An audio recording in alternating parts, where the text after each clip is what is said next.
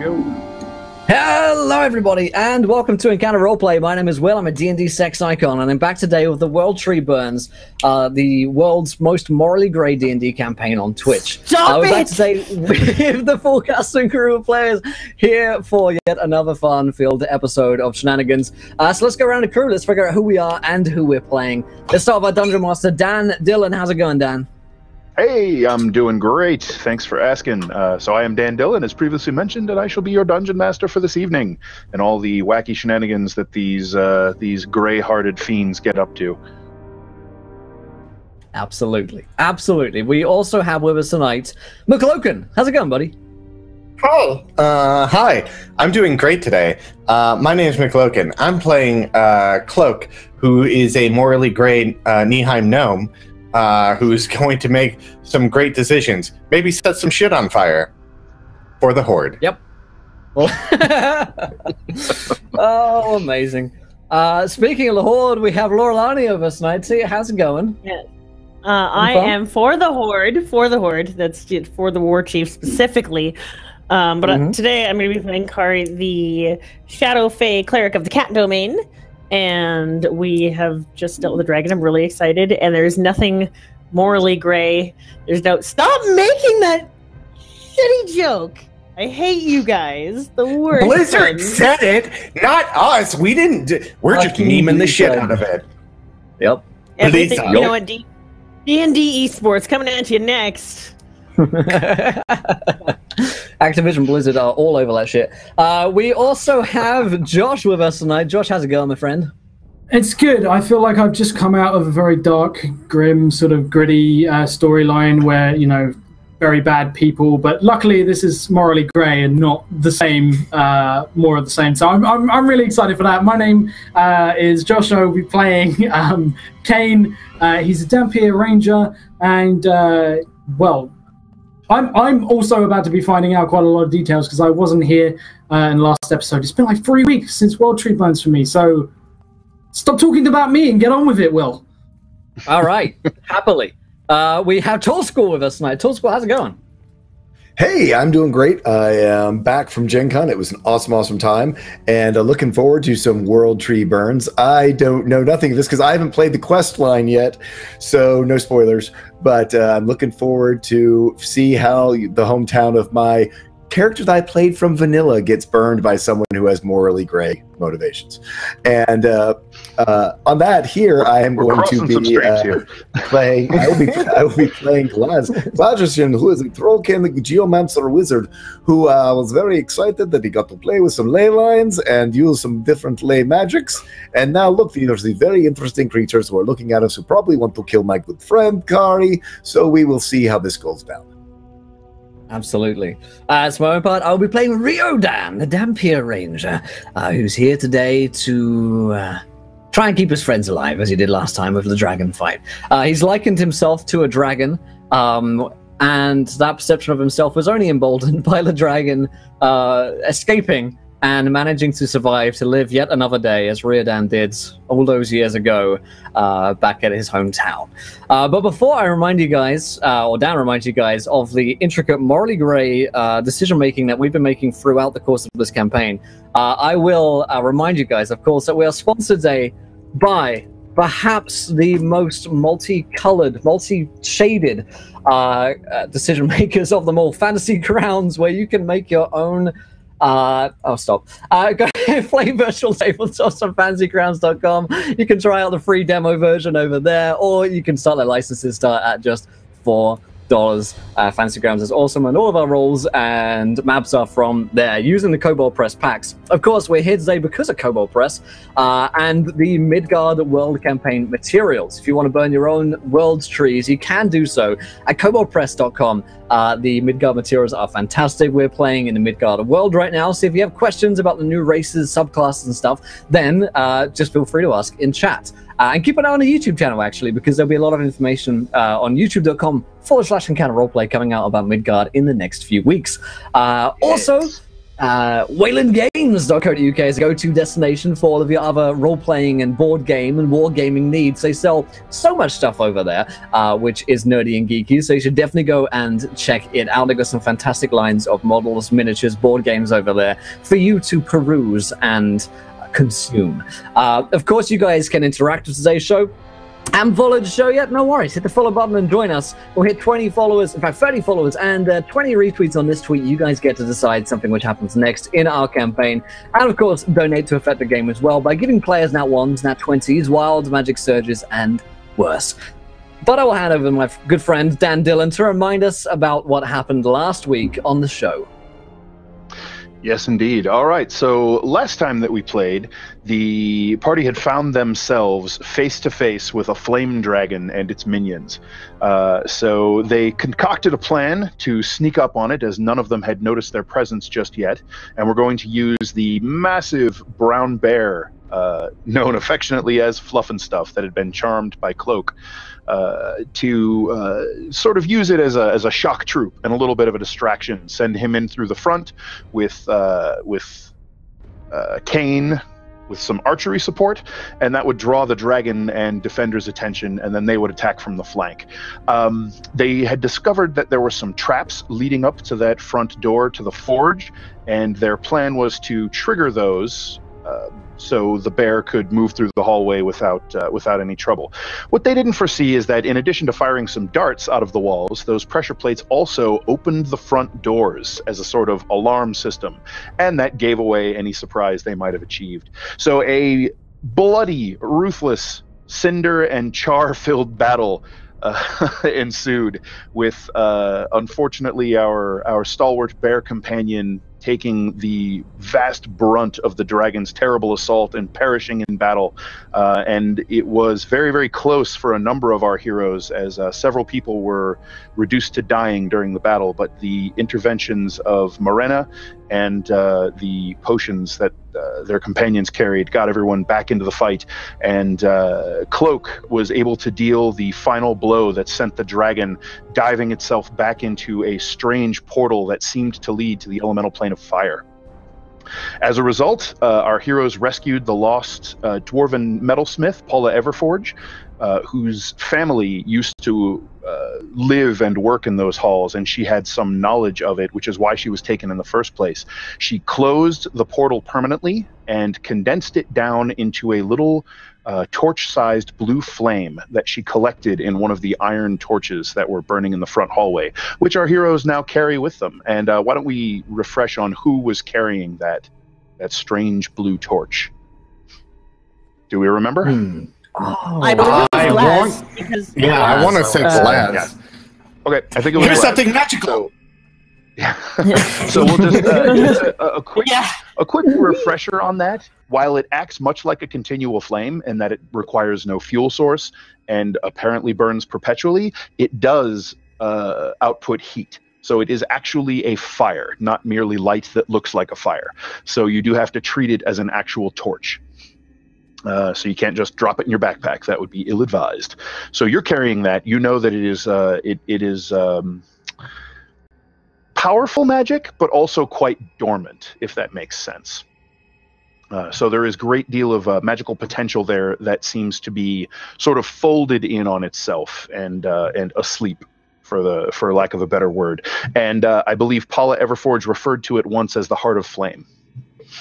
And she was incredibly reluctant to allow it to stay in the halls, and wanted nothing more to do with it, and in fact implored you to take it. So if anyone else were to try this sort of thing, they wouldn't be able to just walk in, grab her again, and force her to use her knowledge of her family's history to activate it.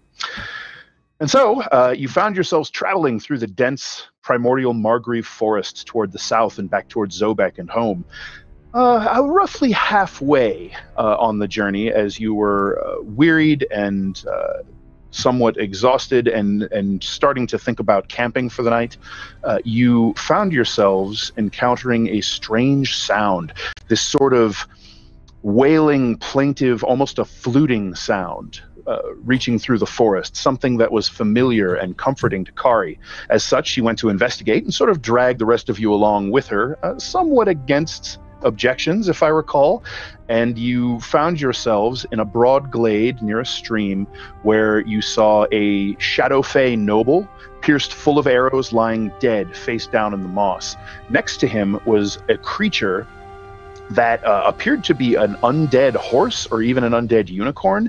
Its skin is gray or black and pulled tight against its bones and muscles and flesh, and it's all sunken and shriveled. And it was very much alive or animate and was sort of laying/kneeling nearby the corpse of this Shadow Fae. It had tack harness. They're called Shadowvar? No. Yes, it's called a Shadhavar. Yep. That was close. Yep, and it has a horn sprouting from its skull that, imagine if a unicorn horn were made of wood and termites had gotten at it. There were bits of it that seemed to either have maybe rotted away, or imagine if it was ice and sort of eroded, these strange kind of passageways and missing bits to the horn. And as it tossed its head, it whinnied or whined, and it blew air through the horn, and that's what was causing that strange sound that so drew Kari to this place. And in that moment, you all realized you were surrounded. There were figures in the brush that seemed to be have the upper torso of elves, elven men and women, and then from the waist down, the lower torso of deers. They do not seem to be wearing much in the way of clothing. A few of them have some leather bits on their arms. They're all wielding bows, pointing arrows at you, and you can see from under their hair these antlers sprout, some of them larger than others. And that is where we left off, with one of the female creatures sort of leaning close to Kari and asking if she gets to kill this one as well. And there you find yourselves. Just a quick mechanical question. Sure. We leveled, correct? You did, yes. Everyone is level 3. You have not yet taken a long rest. So you gain your new hit dice, your new hit points from them. You gain all of your class features, including new spell slots. Those are available, but you do not regain any expended spell slots, and you can't prepare new spells yet. Cool. Yep. Thanks. So the one with the pale lavender silver streaked hair is examining Kari the way you might expect a cat to sort of stare at a mouse before killing it. The other creatures sort of step forward through the dense brush surrounding the glade, and as they move, they make almost no sound, and their passage seems not to disturb the foliage around them. It's a very, very bizarre sight. They don't quite pass through it. It's almost like the forest flows around them as if it were liquid and then returns exactly to how it was once they've passed. Can I use my thaumaturgy to kind of like create a gust of wind or just something to make my presence seem a bit more intimidating as I'm standing over the body of one of my people's dead nobles? Sure, absolutely. I don't want them to think that I'm just easy picking, you know? All right, you whisper a short prayer to the hunter, and a phantom wind whips up out of nowhere, rustles the silk finery of the dead nobleman at your feet, and sort of blows your cloak up in this very dramatic fashion and swirls around you. And these creatures all narrow their eyes and sort of draw back, just not, they don't really take a step back, but they lean back away from you warily. You can go ahead and make a charisma intimidation check with advantage. Ooh, thank you. Advantage. Click this button, which makes it super easy to find this and go, come on, be scared of me. Oh! Yes! Nice. Yes! All right. So the one closest to you actually turns away from you just slightly, enough that she can still see you out of the corner of her eye, but looks over toward one of the male Alcide. And this one is carrying a spear that is wound with, looks like living ivy or vines just sort of growing out of it. And he has it sort of reversed with the point, the tip of the spear pointed toward the ground.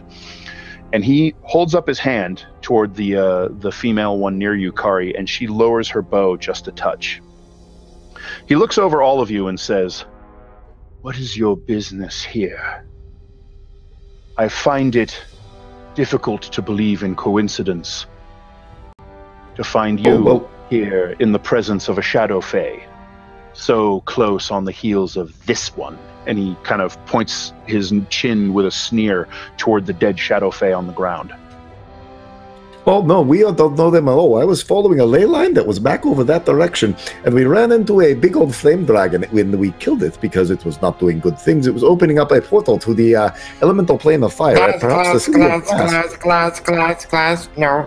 There's a point where we say too much. Did I share too much? Did I share too much? You should overshare. This is not a sharing moment. When Glaz mentions a flame dragon, several of the beings kind of, their eyes widen and they murmur and whisper to one another in Sylvan, if any of you speak that tongue. Ooh. I do, I think. Hold on. I do. Okay. Never remember. Elvish is not the same as Sylvan, correct? No. It is not. Similar. It's different. It's very similar. You might be able to pick up some loan words, essentially, or some roots from it. And the grammatical structure is very much, an evolution one from the other. But yeah, they're essentially different words. Sylvan is the tongue spoken by Fey creatures, but generally not those of the Shadowfell. That would be Umbral, which is a highly, you would say, specialized and advanced offshoot of Sylvan. They would say it's corrupted, but what do they know? So those of you who can understand, which I believe is going to be Cloak and, oddly enough, Kane.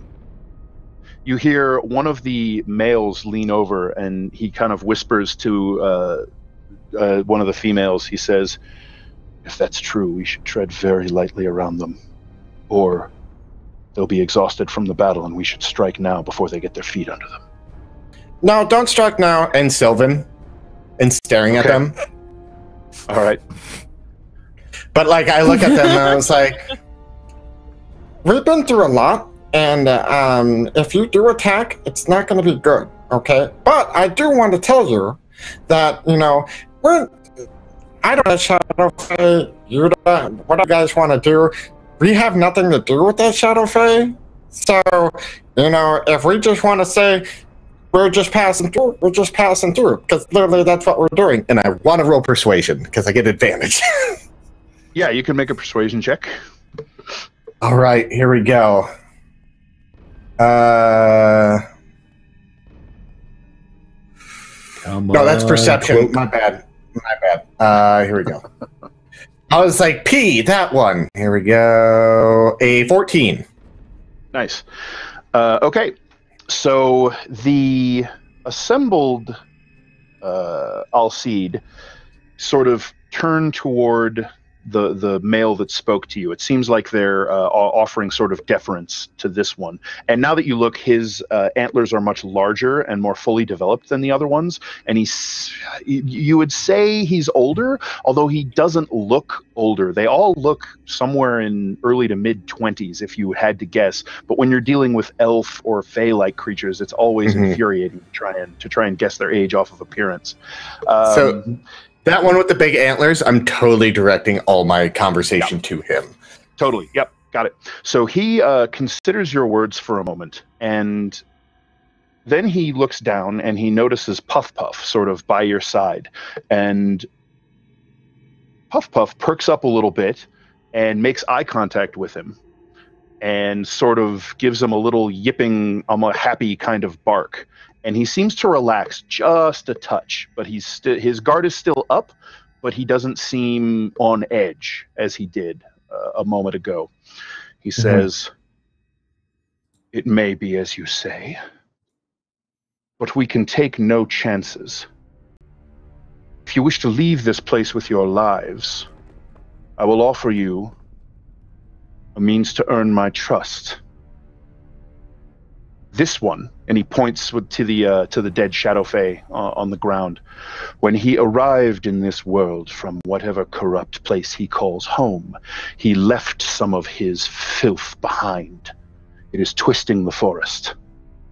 And he sort of looks over at Kari for the first time. "If you are not in league with him. Perhaps you can undo your people's fell magic. Do this for us, and I shall grant you safe passage through the Margrave. And let's go with the, what if we don't? No safe passage? There is a soft creaking of bows as they put more tension into the arrows, and the tips gleam as they raise just a little bit. No. And that seems to be all the answer you get. I would look over at Kari and kind of whisper at her. Kari just gives a single nod. She just gives you like, yeah, okay. He's into it. Okay. Yeah, no, do it. I'm really into it. Yeah. Wait, so there was magic involved? Oh, I'm in. I'm a little bit too into it. No, This it's okay. Kane, what are you? How are you responding to all this business? Always clean up after your own filth, I say. So I can understand all of this that they said and everything like that. Kane is assessing, like, okay, what if shit goes sideways? Like, remembers, we are feeling pretty battered and bruised. Whisper sits on his shoulder, and they sort of together survey the caliber of the men and realize that this is probably not a fight we really want to have. And I will say that taking some time to size them up, you can make an intelligence nature check, or arcana if you prefer.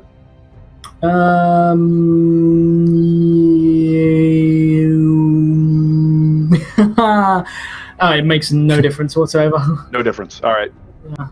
So let me just.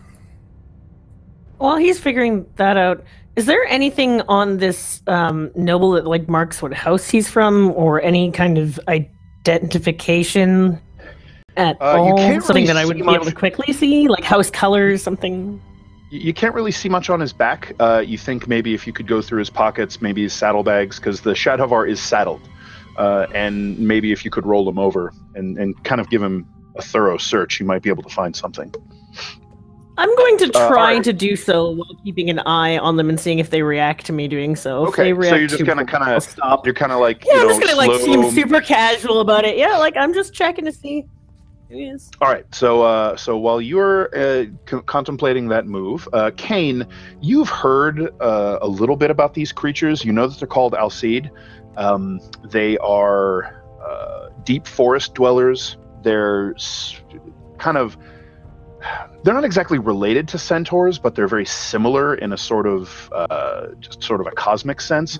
They definitely are one with the forest, and you know that places where they live and frequent have dark reputations about amongst woodcutters and hunters and others who would try to pass through there.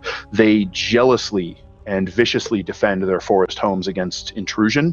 And so the fact that they have offered you this means they're worried about it, maybe also worried about you, but hoping that maybe you guys are the key to it. So it seems like they're taking a chance. You also, since you're spending some time sizing them up, you get the feeling that this isn't necessarily a overwhelming fight that you couldn't possibly win, but you'd bleed for it for sure. Yeah. Oh, yeah. Absolutely. So, Kane just quietly observes everything, weighing it up, and like, I imagine like it would probably be Reardon that he shares a moment with, where he looks and he gives sort of like the slightest look of sort of discomfort, and just very subtly shakes his head. Mm-hmm. All right. Okay, Kari, as you reach down to the body, they watch you, and a few weapons sort of train on you, but they don't really stop you or make any move. The female that was closest to you, she seems a little bit pouty, and she backs off a bit from you, and she's lowered her bow just a bit. Because apparently she's not going to be allowed to kill you, which she was looking forward to. So you roll the individual over, which you can't roll him all the way over because of all the arrows sticking out of his back. But his bluish, almost like blue tinted alabaster skin has gone even paler with blood loss and death, and his eyes just sort of stare vacantly up at the dark canopy once you roll him over, and his horns have kind of gouged into the turf and have soil and moss stuck in their ridges. So he's wearing fine clothing, and he has a signet on one finger. There is it's a gold ring with a small crest, and it looks like when he fell, perhaps he struck a branch or a rock. There's a little bit of a dent in the ring, and you can see where the gold is dented. It has actually turned black. Take the ring. Sure, you can slip it off his finger, no problem. And looking over him, it looks like he has a satchel at his hip. Okay. Open it, see paperwork. Inside, you find a sealed letter and a little bundle of what looks like wool that has this just sort of strange bone white color to it that is bound tightly with a strip of leather. And taking a moment to investigate it, you can see that there's something sort of packed inside the wool and then bound around it. Okay, take that too. Sure. So when you pull all of these things out of the satchel, then there's maybe some more mundane things in there, like a pair of riding gloves that he hadn't been wearing, that sort of thing. You kind of rub your fingertips together because it is icy cold inside the bag.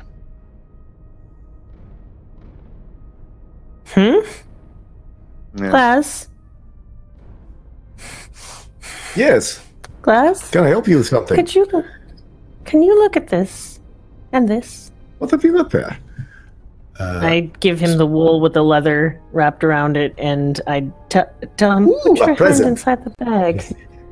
So he sees the thing wrapped with a bow, or what he thinks of as a bow, and immediately begins to unwrap it with these, big trollkin fingers, trying to daintily undo this. It basically has a metal snap kind of riveted to it that you can pop open and then unroll it. So the wool is actually attached to this leather strap. It looks like it's made to be bound around something, probably something fragile. And in fact, you find a crystal vial that falls out into your palm. Does it look like a potion that I might be familiar with? So the crystal vial it tapers down to a point, so it's something that you'd have to hold or put into a little like test tube stand sort of deal, and then has a round crystal stopper sealed with some kind of black wax. Inside of it is a swirling liquid that has a sort of a rich maroon color. And it almost has like a sparkly shimmer that perpetually whirls around in it. Kari, as soon as you see this, you know what it is. That is a memory filter. That is the memory of a mortal distilled into liquid form and captured in that file. Oh, cool. That's like the most valuable thing among... I need that glass, and never mind. I need that. So they are prized. I need that. Shadow Fae. It's like when I get chosen. They are. She looks like a cat wanting to like swat at a ball. Like, but I need it. They are essentially one-use magic items that do various things depending on the emotion captured in the file. That's dope. I love the idea of that item.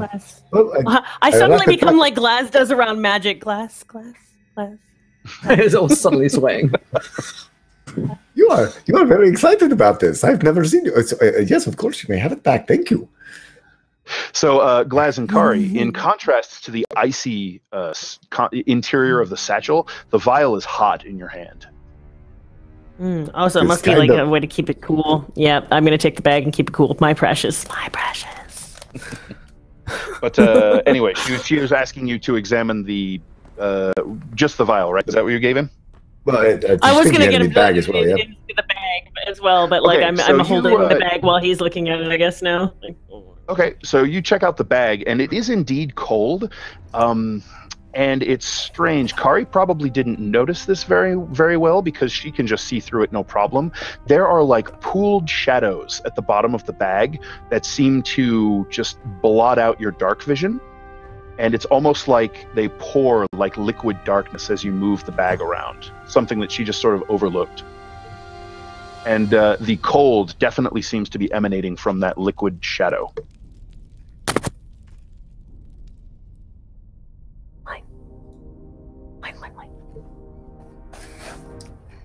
This is worth the whole adventure for Kari right here. Who needs gold when you have liquid memories? Yeah. We'll do whatever you want. Well, that was on the aristocrat, correct? Yes. Yes.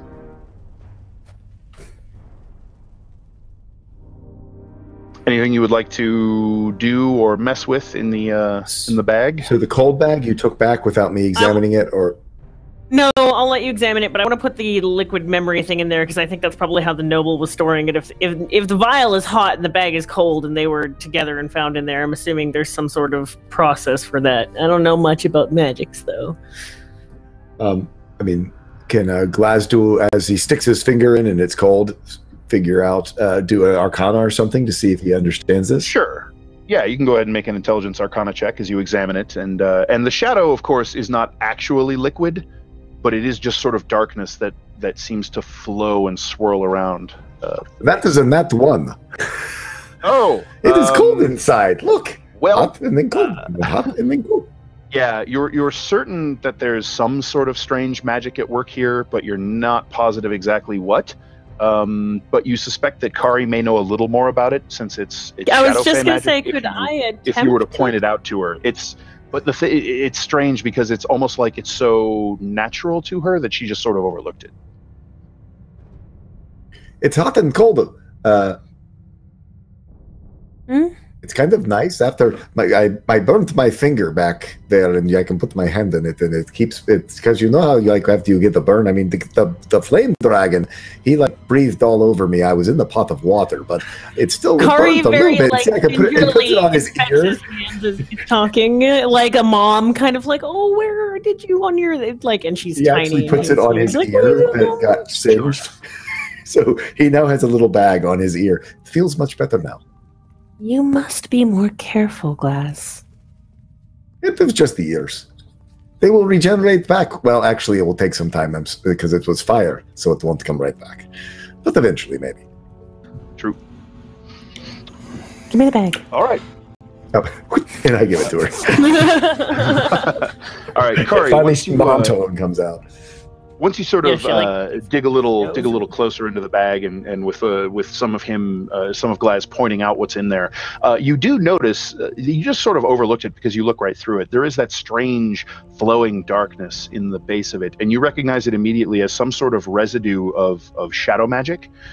So this bag definitely contains something powerful, but you aren't entirely sure what. You could make an Intelligence Arcana check if you like. Here we go. Yeah, it's an 18. Nice. All right. So while you can't identify exactly what was in there, you suspect it was holding another magic item infused with shadow magic, and whatever it was seems designed to pour the essence of shadow out around it, which is what the bag has kind of collected. Is that something that my people want to do to try and corrupt this side of the world? I thought we were pretty happy on our side of the border. Motivations vary from individual to individual. They're always looking for more inroads into mortal Midgard, because they have so many interests there. So many things that they love and like and want and desire only come from Midgard. They don't really exist in the shadow. Having read into it, I think it's more morally grey than they just want to, like...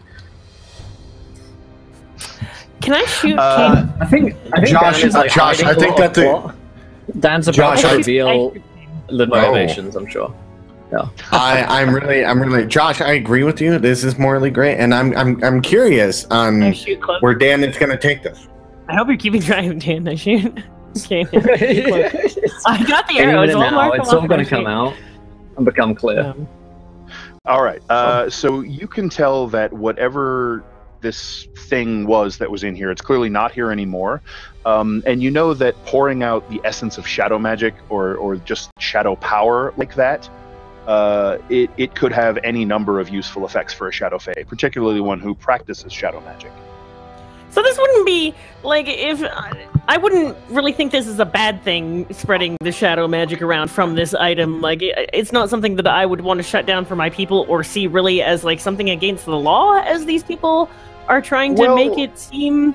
Like, they think the shadow magic's bad. I'm Kari, I'm a shadow fae. I think shadow magic's pretty okay. Like, can't we just leave it alone? Sure.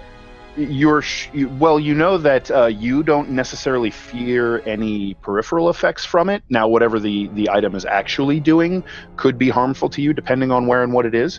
But you also know that creatures that are not native of shadow react badly when they begin to absorb too much the touch of the shadow realm, and this might be one of those sorts of things that would cause that.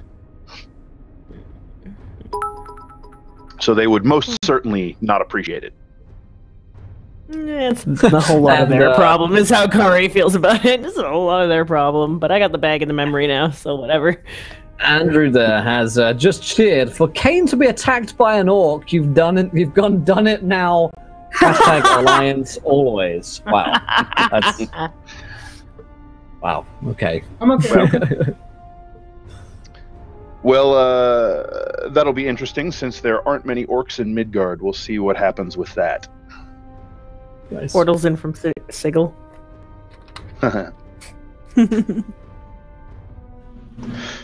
All right. Here illusions are wonderful things.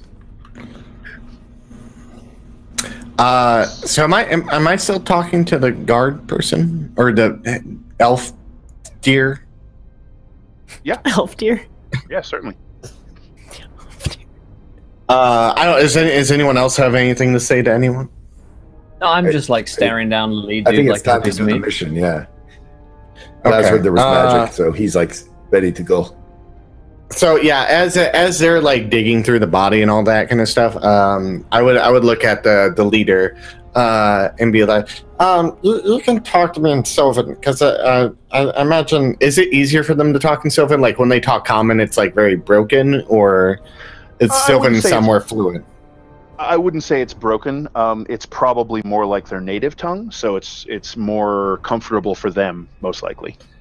I was like, in Sylvan, because I imagine they spoke in common, so they understand it. I was like, yeah, you guys can talk to me in Sylvan, and then I'll respond in common, and it'll be fine. We'll talk on our native tongues, and so we both understand each other. Yeah. He inclines his head and says in Sylvan, "I appreciate the courtesy." Well, yeah, we're both children of the forest. Well, I mean, I love the forest. I understand it. So you come from the same place I do. So Kane's pretty His good too. eyebrow And he creeps up a little bit when you say that you come from the same place. As I'm like covered in like weird like foresty things, and I'm like, Yep. So he's like, he would look at him and be like, can I ask what your name is? I am called Folgain. Oh, hi, Folgain. I'm Cloak.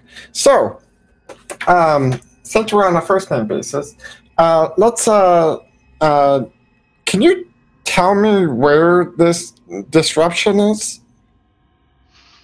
He nods once, and he looks over at the pouty Alcide that was wanting to shoot Kari, and says, Kalis shall lead you. And she sort of jumps a little bit. It looks like she's about to argue, and her cheeks flush, but she sort of settles back and takes a deep breath and inclines her head, and she says, I would be only too happy. Go to bed. I just kind of whisper in Sylvan.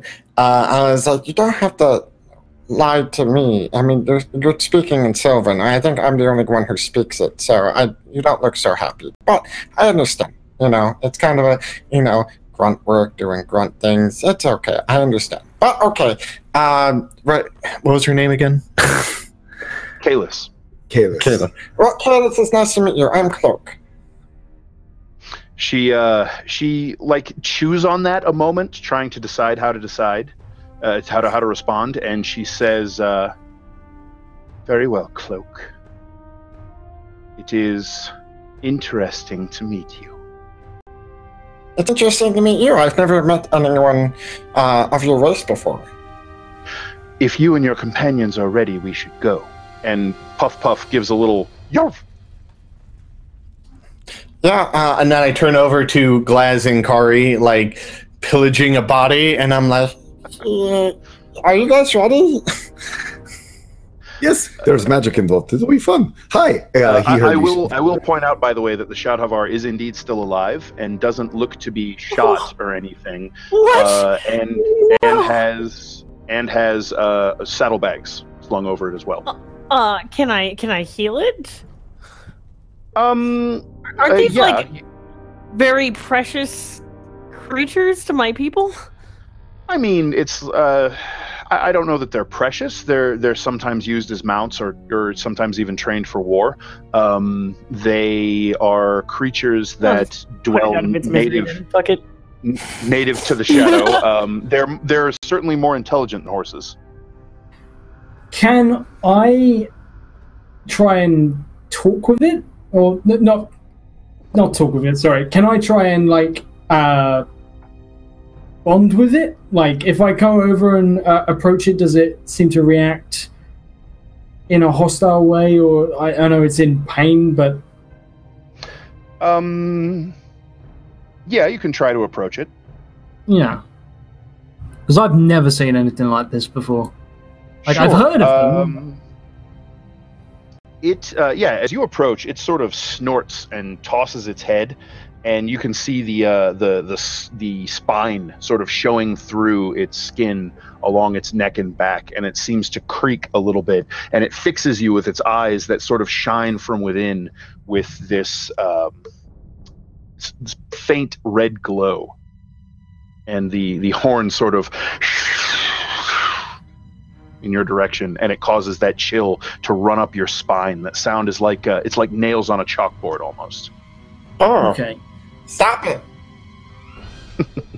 I'm gonna reach out very carefully and try and, like, touch its, like, put my hand against sort of its... Is it a snout or a muzzle, or... I don't know for a horse. But I don't know what the term for a horse is. Is it like a snout or a muzzle? Whatever. Its face. I touch its face. Touch it on its face. Nose. Yeah, sure. You try to reach out for it. So why don't you make me we could call it an animal handling check if you like, or you could even do a charisma persuasion. I will go for animal handling. All right. For a 9. A 9. All right, so it sort of snorts and lets out this whinny that's almost more like a shrieking scream, and sort of struggles up to its feet and lowers its horn towards you. It seems to not be interested in being touched at the moment. Okay. I've hunted and done jobs that have involved the plane of shadow. So, would I know anything about what its diet is, or anything like that, or do I need to ask Carrie? Carrie would probably know for sure. You could make an intelligence, arcana, or nature check to see what you know about it. Okay, I'm gonna try myself, and then this thing is fucking badass as hell. I know nothing. I have a 4. Not a thing. Yeah. So while they, live and thrive in the Shadow Realm, they're not exactly common, and your dealings have mostly been with Shadow Fae, goblins, the occasional strange ghoul legionnaire that was on the Shadow side, although you gave those a very wide berth. And mostly dealing with people along the Shadow Roads and merchants to the city of Coromel, the city of lanterns. So you haven't really ranged out into the forest or the Shadow Realm plains where these things might run. So you're not really sure what their deal is. Okay, in which case I'd turn to Carrie and say... Well, I turn to Carrie, and I'm going to be very careful that I speak. Like, actually, he takes a moment to collect himself, so he doesn't speak through the hurt and scare the shit out of these guys. And he says, "What do they eat?" Kari, you know that they are hunters. They primarily eat carrion, but they will chase something down and kill it when they get hungry.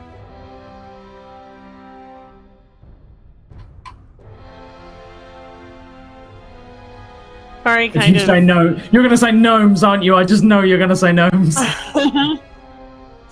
I am gonna say gnomes. I hate that you know me so well. Of course I know. Hate gnomes.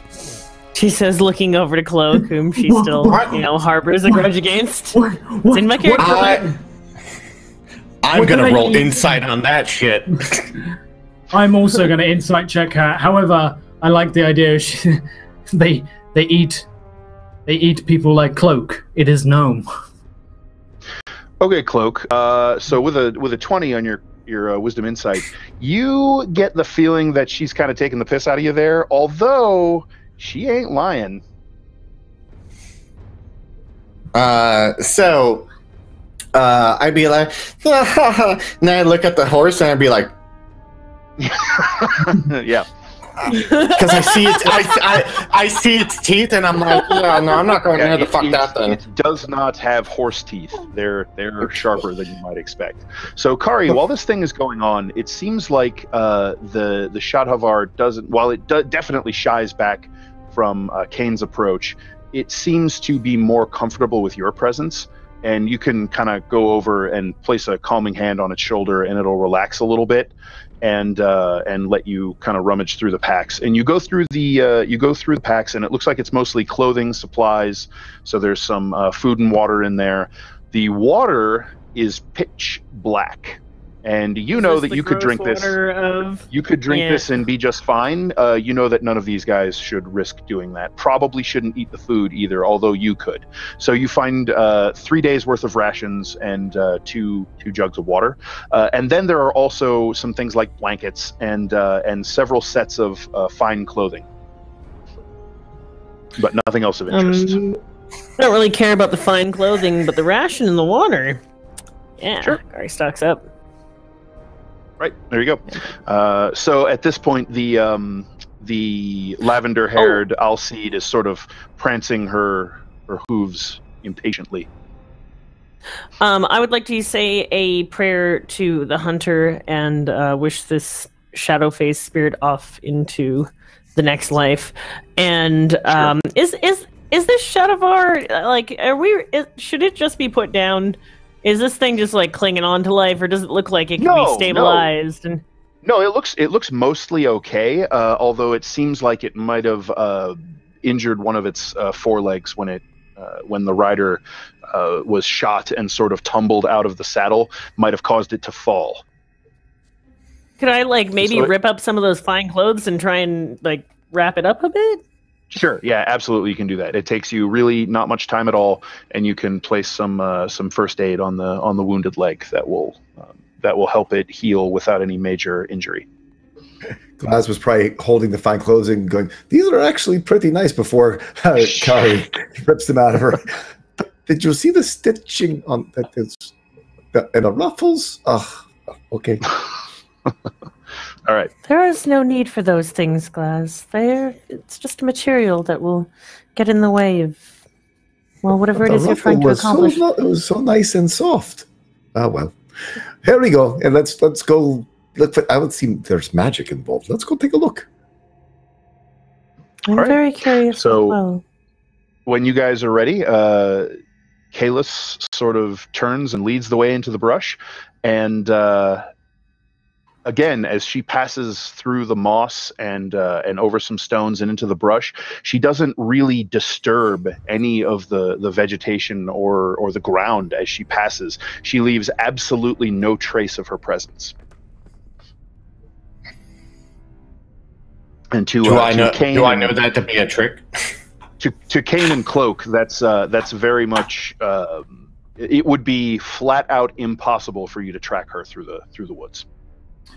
Wonderful. Yep. All right, so as you guys head away from the grove, the remaining Alcide sort of remain behind, and they sort of watch you go. Once you get out of the grove a bit, then this funny shift starts to occur.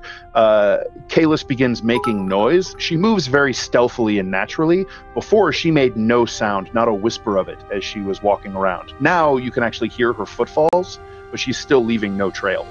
Very strange. And she sort of looks over her shoulder and says, the place where the shadows are bleeding is this way. I'll show you. You should take care. The forest is sick. Do I feel any ley line activity coming from where this shadow bleed is? No, you do not. Okay. Do I, as a new ability that I have, is called Portal Lore, do I detect a portal within 1,000 feet of me? I'm going to say no, but there is this particular sort of a tingle kind of at the back of your mind, and you think perhaps there either was such a thing here, or there is one that is not active. It's closed and dormant, and you might need to find some way to reactivate it if you wanted to use it. Okay. When you get closer to it, you might be able to figure out more, but... Okay. Right. So as you guys follow the Alcide, she leads you through the wood a ways. Probably a good... let's see, what's the range on your sense? 1,000 feet? Is that what you said? Yeah. Yep.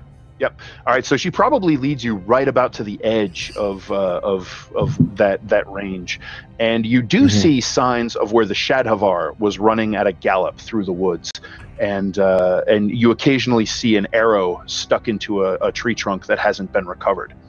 So you're basically backtracking where this Shadowfey noble and his Shadhavar mount just ran in blind flight through the forest, and you come to, it's not exactly a clearing, but there's this place where there are sort of inexplicably 2 willow trees growing amongst the oaks and maples, and their weeping branches, their boughs kind of blend together and lace and create this strange curtain across the pathway that you've been following.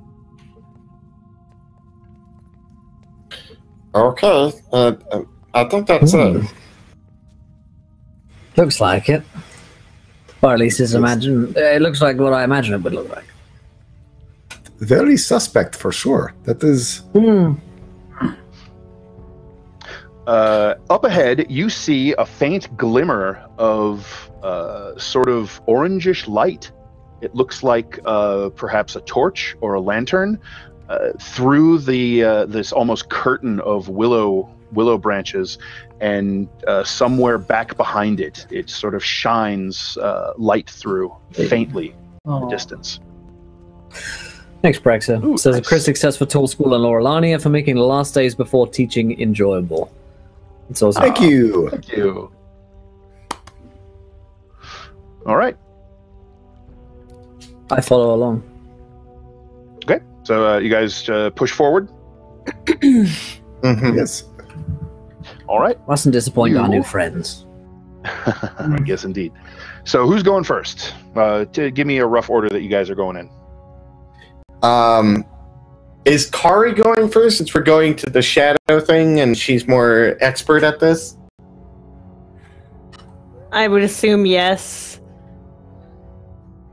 Yeah? Okay. Kari in the lead? Nobody else? Yeah, can I have your owl? Okay. I'm not leading. I don't want your owl with me. You need my owl. I want your owl with me. Yeah. I got Puff and Cloak would be behind Kari, like following along. Yeah, I figured Glaz is about the middle because his curiosity is going to want him to clip towards the front, but he also knows that he's squishy. So basically, is anyone specifically taking, say, rear guard, or are you guys just all kind of together behind Kari? We're like the Scooby Gang behind Kari. Scooby Pretty Gang, much, I think so. Yeah. Scooby Gang I'm not behind taking the rear. Kari. Kane will take rear guard as All right. Kane will die first. So Well, as you guys where's approach, the, it looks like where's Kayla's Kayla's? kind of... She sort of steps off the path and stops there. She isn't going any further. Okay. Are you going to be here when we get back? She nods her head. Unless you all die. No, that's a good point. Well, if anything bad happens and things get really bad, I'll send Puff Puff out. And then, can you watch him if that happens? Yes, I can watch your hound. Puff Puff. Her name's Puff Puff. Puff Puff. Puff Puff. All right. So you guys pushing into the the glade up ahead? Quick question on clarification, just to be on it, Sure. to stay true. Yep. Since I think I cast it after our short rest, has it been 8 hours between the dragon battle and everything else? I'm trying to figure out whether my mage armor has faded. Your mage armor is still up Okay, cool. Thank you. because you guys haven't taken a long rest, so still up. All right. So as you guys approach the clearing, you hear a sort of a deep growling. God damn it. Sort of echo through the night. Puff Puff? Does it sound? Yeah. Was the bear called? No, that wasn't Puff Puff. Puffin It was not stuff? Puff Puff. If it's fluff and stuff, yeah, I hope you guys know how to, like, turn undead. That torchlight that you saw up ahead, when the growl happens, it begins to move off toward the right, somewhat quickly. Carl, is that your people?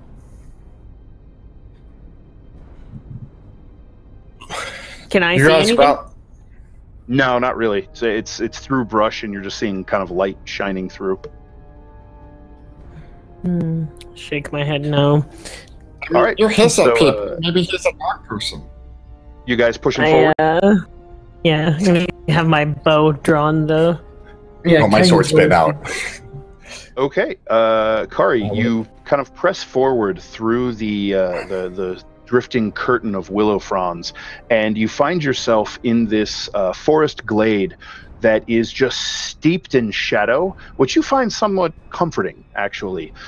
You can see the source of it in the center of this little kind of undergrowth area with a sort of leaf litter. There's a little pinpoint of black, and you can see shadows stretching out from it along the ground and reaching and just very faintly sort of writhing as it spreads out from this point. And you see that that bobbing torchlight off to the right sort of goes behind a large oak tree trunk. Okay, so passing in through the fronds, look inside, all darkness, tree trunk, and the thing is like, you said billowing? No. No, like imagine this blackness spreading out from this little point. It looks like a little like black dot almost, and this Can I shadowy walk up to blackness the point is without spreading. dying? Well, that I mean, Without dying. we'll have to see. I mean, You can definitely walk I'm up to asking it. a specific question. Can I walk up to it without dying? If the answer is no, then I'm not going to walk up to it, you know? You don't know. That's how D&D works, right? You don't know. Has Glass seen anything like that, either in his education or in the study of ley lines or in the study of shadow roads of, No. like this is a No, terminus you've or anything? never seen anything like this. Now, that is something I have never seen before, but it's very interesting. Look at that. You'll see how the shadows come right out of it. Am I detecting a portal from this thing? That willow curtain you're right next to, you're that tingling feeling, that sensation seems to come from that. Yeah, so that's what we have to take care of to stop all of this happening. Can I just pick it up and put it in my icy bag? You can try. Would you like to walk up to it? I sure would, because I'm Kari and I walk up to everything. All right, so you walk forward, and you get close enough to see. You step into the writhing blackness, and it's just like darkness creeping along the ground. It doesn't seem to disturb you at all. Your footfalls don't really have any effect on it, and you walk forward, and you can see this thing in the center that's oozing this shadow. It's a tiny black pearl. I want it. Mm-hmm. In the bag. You don't see my pearl. So you reach down and pick it up, and it is icy sure it's cold not the morally in your hand. gray pearl, you jackasses? Sorry. This one is let it go, Tyr. Let it go. For fuck's sake. Midnight. Yeah. So you Let that joke die. It leads where your heart tells you. Yeah. you scoop up the pearl, and it's like a little shard of ice in your palm. It's freezing cold, and as you pick it up, you know how sort of the mist from dry ice sort of rolls out and falls. This shadow just billows across your hand and then pours in wisps like black cigarette smoke down to the ground. And that into the bobbing bag. light. That bobbing light off to the right appears from the other side of the tree, kind of back in the shadows. You suspected something like a hooded lantern with the hood brought down that sort of keeps the glow from going too far. So you can just see this light in the darkness and the gloom over there, but it's not really giving you enough to see whatever's holding it or whatever's around it. Can the rest of us see that sort of light bobbing over there? Yeah, absolutely. Well, if you've come up through the curtain of willow fronds at this point, then yes. Oh, yeah, I mean, I figure we're Scooby ganging it, right? Yeah, sort of creeping up behind her. Totally see it. Yeah, we're idiots. Yeah. Scooby gaming. Yeah, we're idiots. We can confirm. Well, I was going to say, again, if there's something... does the light, this orange light, look mundane compared to the pearl looking very magical? It looks like a lantern light with a kind of a hood shield pulled down over it, so it's not blazing out into the night. So then Glaz is coming over, and actually, because he still has the heart of fire there to sort of get more light on the black pearl. So there's this kind of bright blue glow shining out from wherever Glaz has the heart of flame, and those shadows kind of boil away to nothing in that light. Ooh, well, so the darkness does not actually get near Glaz. As you get up to it, it gets to maybe within 5-10 feet of you, and you can see as you get close, the actual light of the torch is pushing this darkness, this wispy darkness back, and then within about 5 feet of you, it just dissipates. Glaz is now playing with the shadows and the light. Goes away and then comes back. It goes away and then comes back. Now that is interesting. The lantern light off to the right flares for about a second, as if someone lifted the hood on the lantern, and then dims again. I would like, hold on, Glass, hold on, and then I kind of like do the same thing, like make like it like while Glass is holding the torch, like cover it, and then like make a signal at him, like shine it once and then cover it, that sort of deal. Yeah, like what they're doing. Just repeat what they're doing back again. Okay, so as you watch off into the darkness, the light flares up again twice. Whoom, whoom, and then goes dim again. Can I roll an insight to see if the appropriate response would be to do it twice again or 3 times this time? Yeah, you can go ahead and give me a wisdom insight check with disadvantage, because you don't really have a whole lot to go on. Yeah, I'm perfectly fine. I'm pulling it out of my ass and rolled a 1.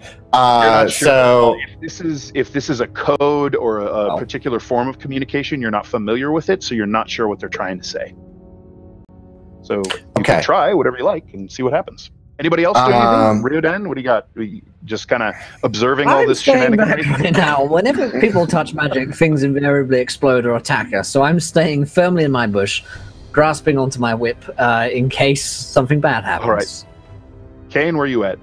Kane was on rear guard. We'll tell Reardon to check behind them and keep his eye out and swap out with Reardon. That's what I'll do.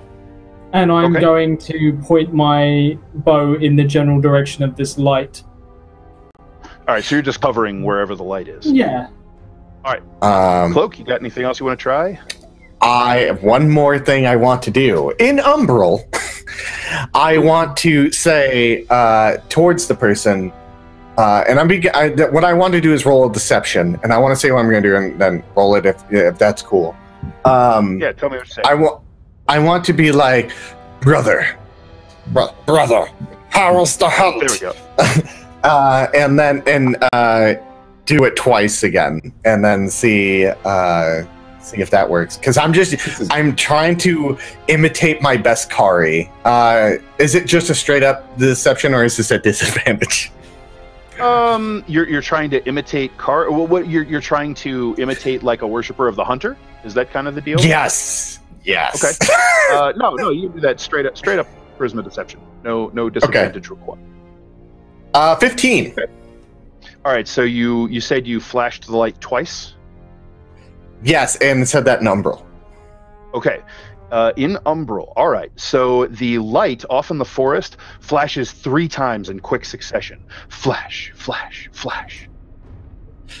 Can I do another insight roll? To see if there's something... Okay, this is what I'm going to do. I'm going to go flash, flash. The light begins to flicker rapidly. Sort of flash, flash, flash, flash, flash, flash, flash, flash. He's going to be trying to stop for a few seconds. He's going to be trying to communicate with this, and then it's going to turn out to be like a wisp or something. I'm going to try and fucking kill us. What's Glaz doing?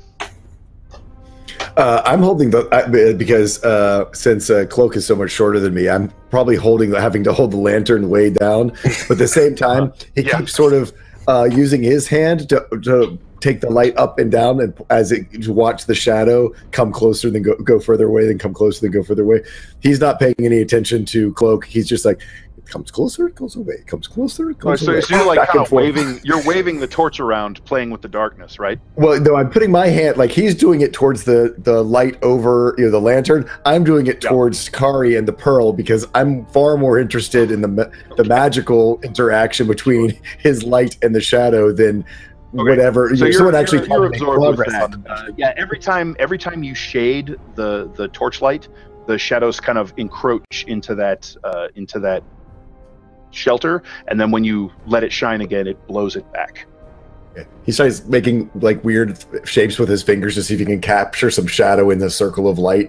He's basically making like shadow bunnies on the ground with the shadows. All right, so Cloak, the lantern off in the darkness is just flickering sort of rapidly at you. Like they're like how are they, like they have their hand in front of it and they're like doing something with the so they're using the hood to kind of just like flash the light at you. It seems you can make an insight check. Go ahead. Okay. This is what I'm here for. 20. It seems urgent and frantic, and maybe like a warning or a call for help, that sort of thing.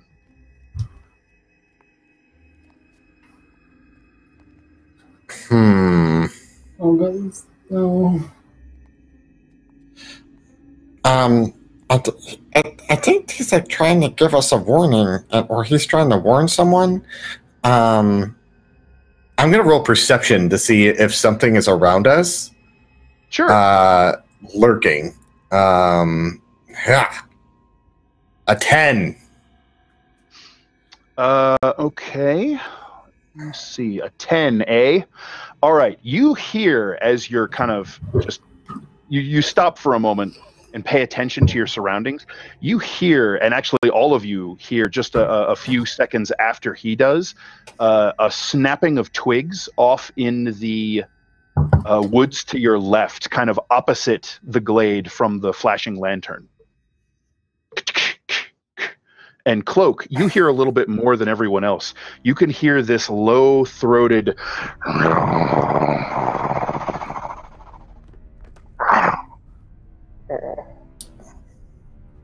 behind us. Yeah, basically. So it's sort of off to the side, but yeah, if you're looking at the light, it's behind you. Yeah. Looks like they're trying to flank us. Glaz, I guess, heard this as well. With the growl, he goes, "But perhaps is this thing about he's trying to warn us that there's just." Glaz looks back behind him now and tries to see if he sees anything with his little bit greater height. Sure. You can make a wisdom perception check. As I've also now heard this, can I see if I can tell? 16. You see a dark shape moving amongst the trees, sort of out past the light of the blue torch on the other side of the lantern, but it's very, very vague. It's like for something that big, and it's definitely a big creature, something probably large, it seems unnaturally able to sort of blend with the dark around it. You barely catch a glimpse of sort of an arched back almost. There is something that might be stalking us, and it is going around us. That is probably not very good. Is Kaylee sort of is between us and it? I mean, is it getting around? I'm not Kaylee, I'm sorry. The Alcide? The Alcide. Kalis. Is Kalis... Kalis is not even in the glade. She's back along the path. Right, but that's what I'm saying. Is this thing like coming around like it might bump into Kalis? No, or is it like it's going the other direction? It's going the other direction, yeah. Okay.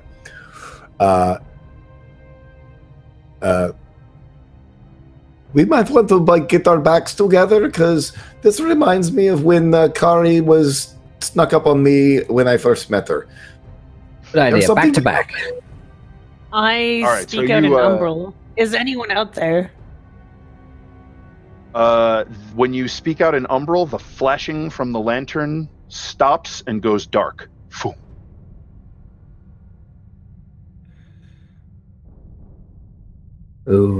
Okay, what did you just do? All right, so you've all sort of clustered in the middle around the darkness boiling pearl that's sort of clutched in Kari's hand, and you can see that black wisps of shadow spilling out from between her fingers, kind of running down her arm and then pouring down onto the ground. Now might be a good time to bless us, friend.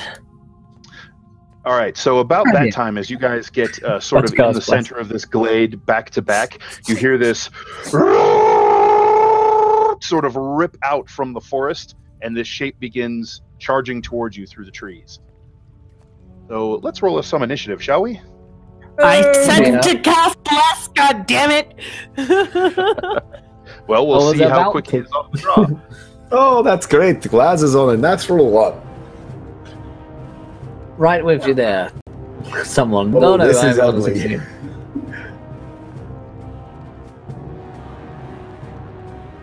I thought I rolled the one. I was actually down. I'm doing okay. Oh, nat 20. Should be able to get a bless off. All right. Let's see what we got here.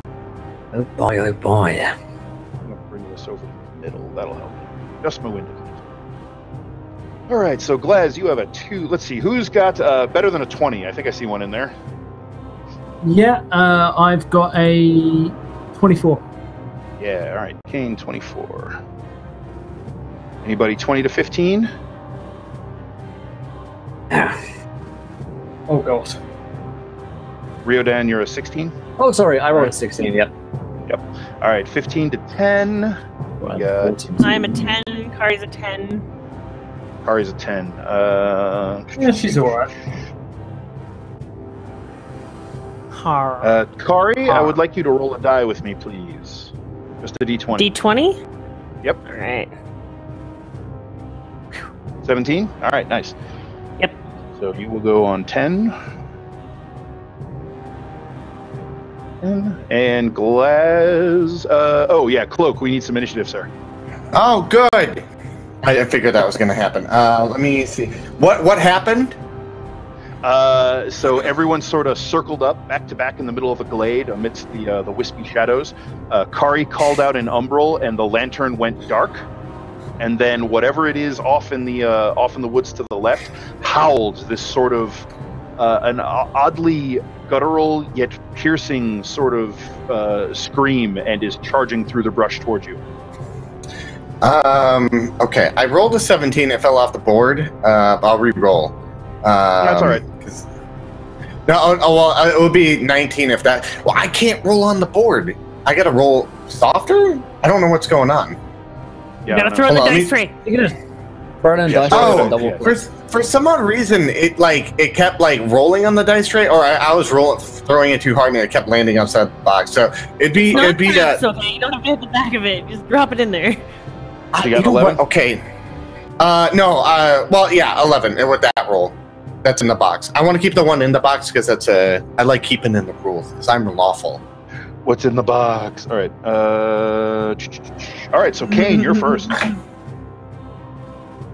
Can I see it? Can I make out what it is? I know vaguely where it is, but can I tell what it is?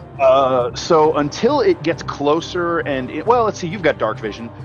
So your vision resolves the form of, at first you would say it's a bear, except you can see its head is sort of, it's almost a little flatter than a bear's, and the edges of the head are not fur or ears. They're these strange puffed plume of feathers growing out of the fur, and you see the gleam of these two great owl-like eyes shining back at you, and its beak is gaping wide as its front paws with these long owl-like talons with shocks of feathers growing out of them tear at the earth and hoot howls forward at you. 27 years, chat. 27 years in every D&D campaign I've not fought an owlbear. Oh, this is my first time. It's my first one too. I've never fought an owlbear either. Yeah. All right, someone Kane, donated for this, didn't they? Yeah. They did, yes. They did indeed. Okay. I shoot it. Shoot away. I do not shoot it, I imagine, on an 11. All right. An 11. Don't forget your wait, there's no blessing. The arrow thunks into its hide, and if it cares, it shows not a whit. Anything else you would like to do? No, I'd just like to... I get between it and Riordan. Nice. Riordan, your turn as Kane interposes himself between you and the charging owlbear. I cast Bless on Kane, Harry, and Cloak. Nice. Blessings of Morena upon you again. All right. Once again, your pulse quickens with the touch of the Red Goddess. Recall that you get to add 1d4 to your saving throws and attack rolls. The owlbear. So he comes howling and charging into the glade. As it comes forward, that gleam in its eyes was sort of this cold blue, and you can see that normally these things are kind of a rich brown and then have like speckled feathers the way you would expect owls to have. This one's coat is smeared black, as if it were dipped in oil or some sort of other viscous ichor. And as it comes forward, those shadows that are reaching out from the pearl in Kari's hand coil around its legs and sort of creep up it and drip from its claws. And it charges at Kane, who interposed himself there. So it is going to attempt to bite you with its beak. That is going to be a 21. So I suspect that hits. Yep, 21 will hit. All right. So you take 13 piercing damage. Ouch! And it's going to rake at Riordan with its claws. Oh, let me try. And let him will try. Hit Riordan as well, I believe. That's going to be that's a 22. Yep. Oof, you take 15 slashing damage. Ooh. I'm nearly dead. Cloak, your turn. Oh, my turn. Jesus. Fucking everyone's almost dead. So, on that note, how far away is the bear from me? The owlbear? Yeah. Maybe 10 feet. Am I able to get on the back of it as it's like attacking them and distracted and like running up and climbing up and then... So that would require something along the lines of an athletics check to sort of climb up on it, which you could indeed attempt to do. Yeah, let me see. Athletic. or would handle animal. Oh, they're about the same, so it doesn't matter. Strength athletics, what's required. No, I'm not going to do that right now. What I am going to do is come up to its side as it's like focused on the two Dampiers, and I'm going to for this turn do a bonus action. As a bonus action, I am going to feel this weird energy what's inside me, and like look, and I hearken back to when I look into the portal and watch the dragon as it got away from me, and I feel a strange sense about that. And I can see within the owlbear its weaknesses and even its strengths, and being able to somehow bypass that within the energies that are flowing around it. So for Planar Warrior, I'm going to ignore its damage resistances if it had any, and I'm going to make an attack. And if this attack lands, I get to do 1d6 additional force damage. Nice.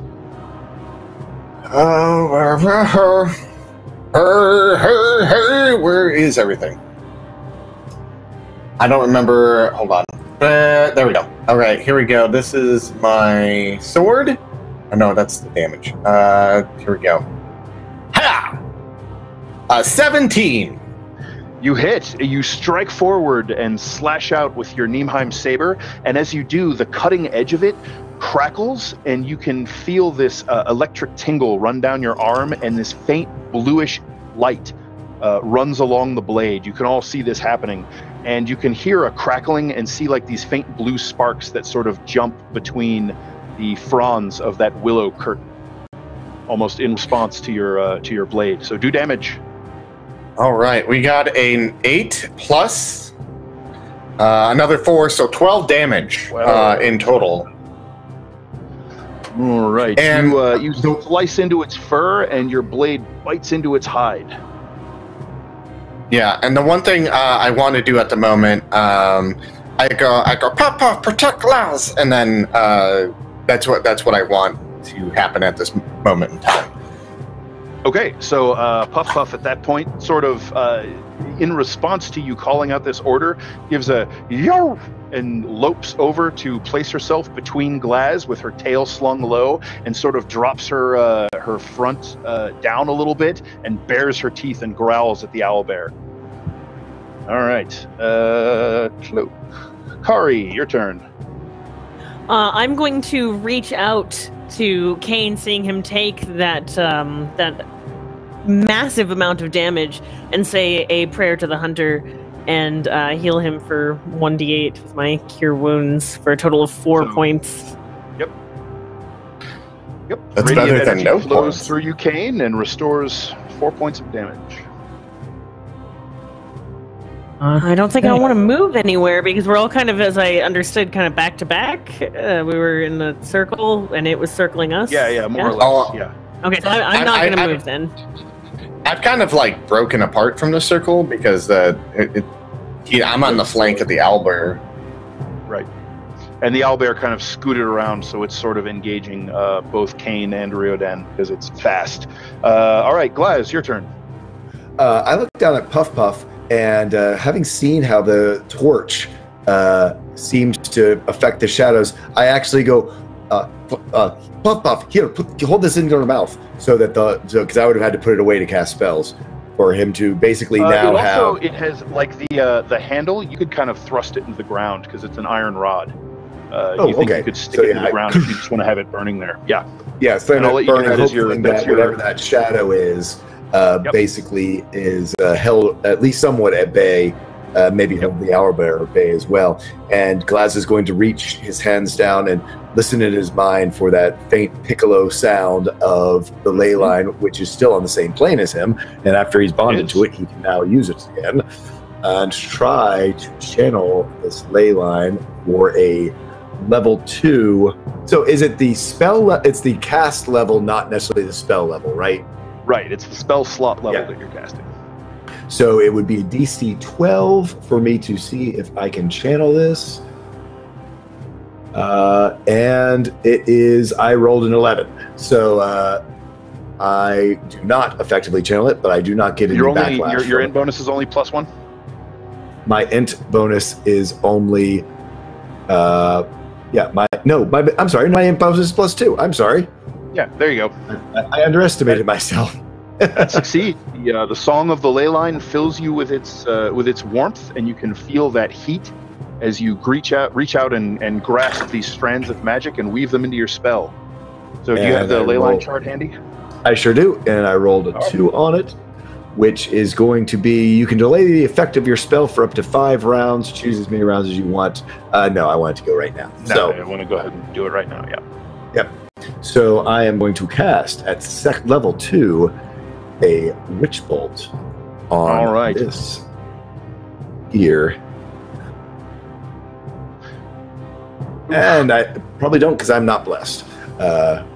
Yeah, unfortunately, no. The electricity arcs through your hand into the ground and bursts up, but the owlbear sort of leaps to the side, and the arc dissipates harmlessly up into the air.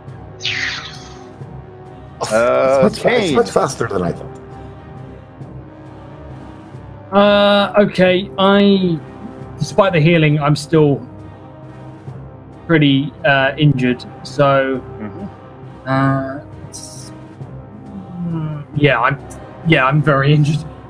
So I'm going to need to disengage really, but I can't leave Reardon, so I'm going to drop my bow callously onto the floor. So it's a free action to drop a weapon, right? Correct. So I'll use, I'll draw if I have to use my bonus action or something to draw my. Nope, you can interact with your environment once on your turn for free, and that can be drawing a weapon. So I will draw my weapon, and I'm going to try and stab at this fucking creature. Get him. Let me see. Actions, there we go.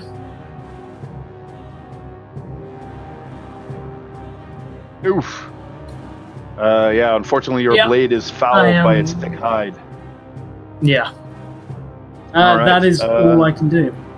Riodan, your turn. I look down at my bleeding and bruised body. And I cast a Cure Wounds on myself. All right. Because it hurts so bad right now. It really, really hurts. I heal myself a 9, which is a lot more comfortable. Woo!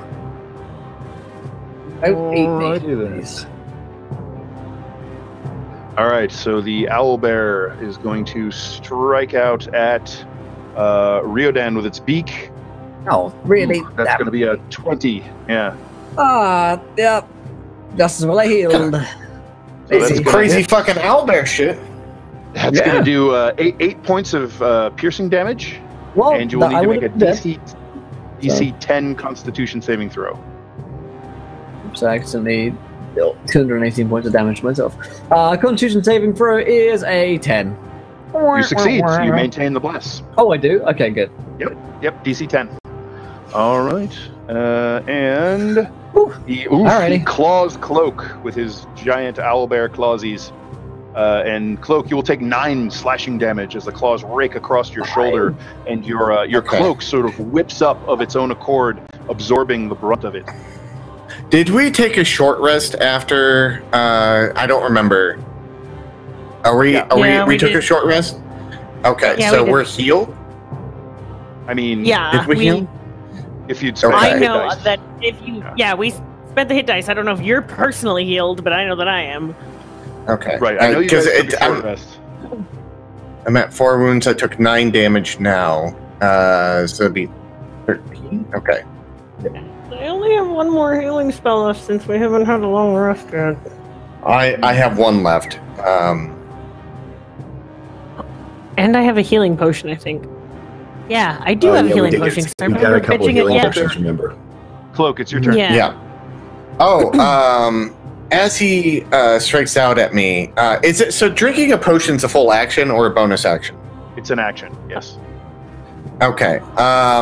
So Don't you see my memes on Twitter? Jeez. It changes every edition, so I have sometimes I have a hard time remembering which one is it. Right? Yeah. With this, what I want to do is then keep channeling Planar Warrior, and I want to make my attack at him currently. Strike away. Oh, oops! No, wrong dice. 19. Again, your blade finds your target. Do damage. With the flickers of ice energy, or you just see like it just seems to cut through the shadows, and it's like resembles the blue flame as well. And with that, he takes 8 plus another 6, so he is a total of 14 damage from Cloak. All right. It howls in rage with this sort of strange hooting call, with kind of underlaid by this guttural bass roar, as your blade slashes up under its beak and across its face, and that blue energy sort of crackles, and you can see it almost like it's disintegrating the bits of the owlbear that it strikes. Come, Kari, your turn.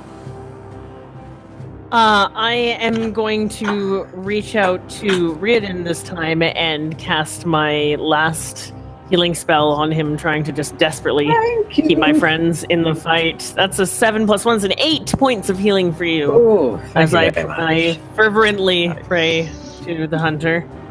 Very nice. Glaz, your turn. Oh, can I as a bonus action hand my other healing potion to Kane? Yes, you can. You don't need to use a bonus action for that action. Okay.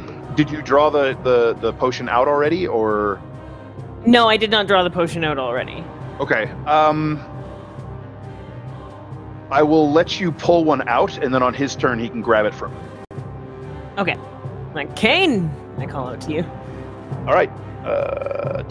Kari, Glaz. Yep, as last time Glaz, the idea, this whole sort of slowing effect sort of threw off his aim, but he's going to try again to channel this ley line. With a 6, he does not. Oh, and it is less. It is under 5 that he missed. Was it another second level spell you were casting? Yes, I was going to do it at second level again. Oh, so okay. It was a DC 12, and I've missed by. Still missed by 5. Yep. Even if so I did first level spell. That is a backlash. That's a backlash. So have that table I handy. need to roll on the backlash table. Do. That is a 6. For 1 hour, you must make a DC 10 Constitution saving throw every time you cast a spell. If the saving throw fails, the spell fails, and the spell slot is wasted. Oh, all right. try. So as you reach out to the to channel the magic of the ley line, you can feel a strange surge run through it, and you can tell immediately that you're losing control of it. And you're still able to cast your spell now, but the chaotic energies are whipping through your mind and making it very difficult for you to grab a hold of the threads of magic and weave them as you see fit. So you need to make your Constitution saving throw. Constitution saving throw. 19. You're able to grit your teeth, bear down your concentration, and fight through the distraction. So you cast your spell successfully. Now we'll just hit. Dirty 20. Yeah, that'll get. Are you witch bolting again? I'm witch bolting again. Yes. Okay. All right. Then you send these arcs of bluish white lightning down into the ground. They snake along the flows of magic as you direct, weaving between your companions, and they burst up, lancing into the owlbear's underbelly. And so, if you're casting it at second level, I believe that's 2d12 damage. Yes. It is 2d12 damage, and for Holy 19 moly. damage as right. Glaz grits his teeth, and almost the pain that's going into his brain and this chaotic energy, he just channels down into lightning and into the ground, and then reaching up around and grabbing onto this. All right, so the lightning arcs up out of the ground into the owlbear, and you can see one of its front talons is beginning to spasm and seize as electricity runs through it, and one of its eyes, as the arcs of lightning pass across its face, grows cloudy and begins to sizzle. Kane, Will not hurt my friends. Oh, sorry, I was mute. Yep. So, Kane is going to... Yeah, I'm going to try and grab the healing potion off of Carrie. So if I drink this, is that my action? Yes. Okay, I'm gonna. In which case, I gotta stay. Like other people are doing damage to it. It's focused on me at the moment, right? In front of Reardon. What you're asking? What the owlbear is doing? Yeah, is it focused on me still?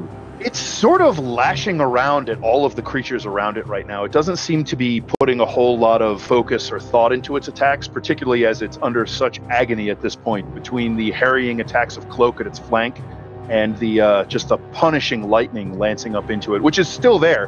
Glaz is maintaining his concentration and just channeling lightning into the ground through it into the owlbear. Okay. Oh god. In which case, I'm not going to take the healing potion. All right, I'm going to strike. I'm going to draw my dagger because if I keep it focused on me, Glaz can keep his concentration up, and Glaz does more damage than I do. So right. I'm going to get in its face. I'm going to draw my dagger so I can use it for defense, and I'm going to try and stab it again. All right, attack. That is 21. You hit. Give me some damage. That is, damn, 11 damage. Oh, a great gout of hot blood spurts out past the blade and runs down your hand, and the thing begins to sort of stagger to the side, and its clawing swipes become weaker and weaker as the blood loss and the electricity are beginning to overwhelm it. Riodan, your turn. I'm going to hit it with my tentacles because I need to kill this thing before it kills me. All right, so you draw out you draw out the blood scourge and strike at it. Yep, let's try this. Oh wait, that's damage. My bad. Natural 20. That's a critical hit. Look at that. Followed by an 18, followed by a natural 1. I was so close to getting all 2 hits. 2 hits. Okay, alrighty. So 2d6 full of crits, which is 9, and followed by 5. So total of 14 points of damage. Yep. Total of 14. So you draw the handle back, and those those clotted, blood-colored leather lashes writhe and spew out into these thrashing lashes of flowing blood, and you strike it into the owlbear. They wrap around one its neck and the other its claw, and you see them just sort of sprout into these barbs, dig into its flesh, and begin drawing the blood out of it. And you watch as it sort of struggles weakly, strangling and choking and writhing in the electricity, and it just collapses onto its side. And you can see its body sort of desiccate. Yes. All right. That's die. Cloak, what do you got? Is it dead? It's down. Seems to be, yeah. I mean, if it like falls on its side and it's like dying, right? Or it's like I'm fucking it looks plenty dead. Like okay.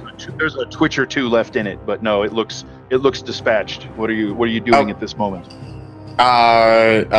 With one of the potions that I have on me, I'm chugging. Right, roll your it's regular healing potion, yeah? Yeah, so 2d4. 2d4 plus 2.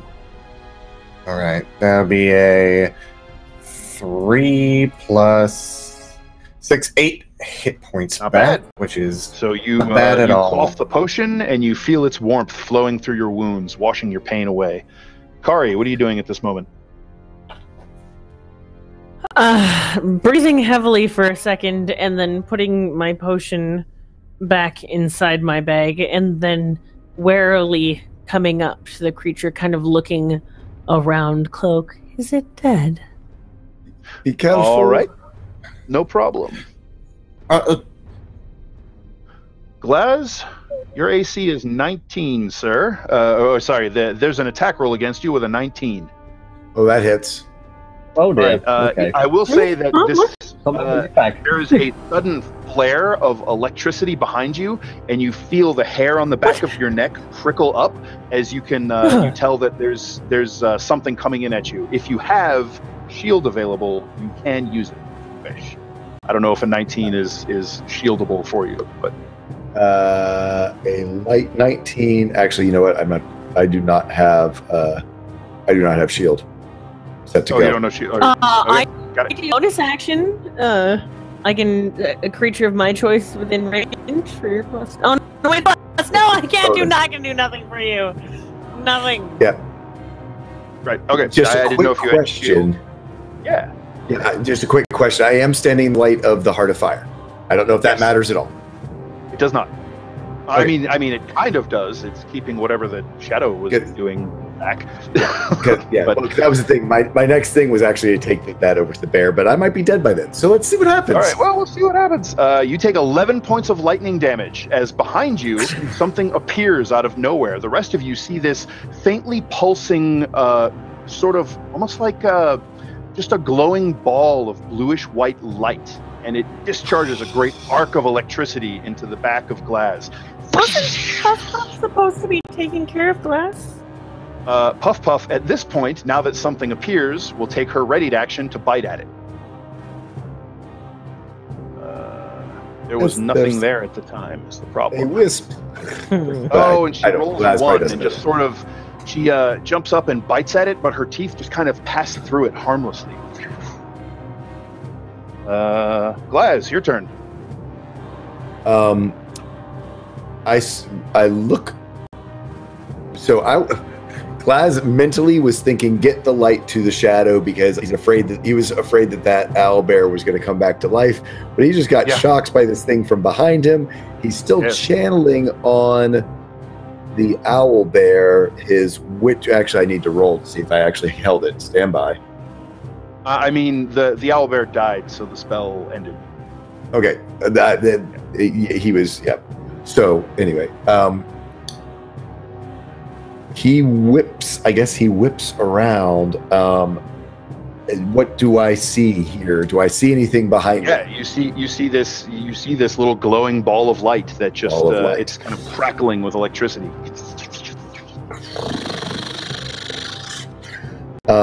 And I use that second level spell, and so I have that.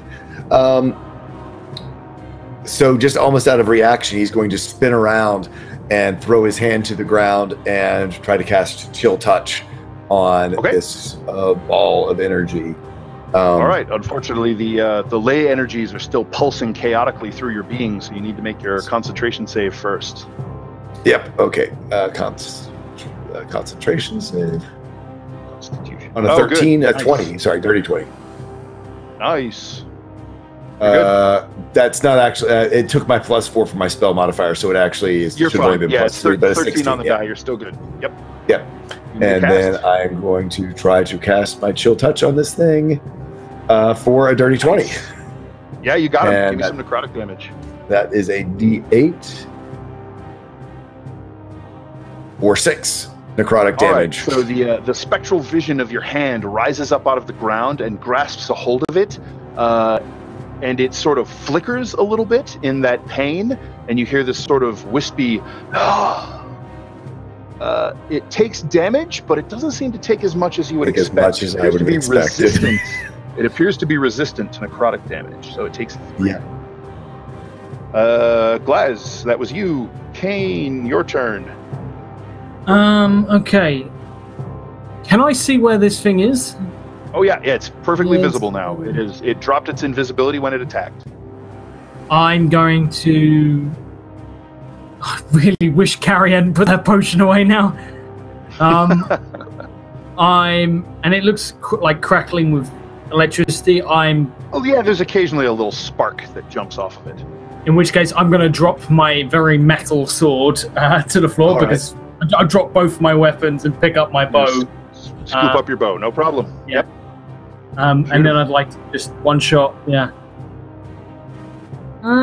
for a... Oh, no, that's the wrong one. This one here for a... Oh, God, that was a 14 and it hit the edge and rolled back. No good. I've got Bless still on me. Will it... I don't know if you... do.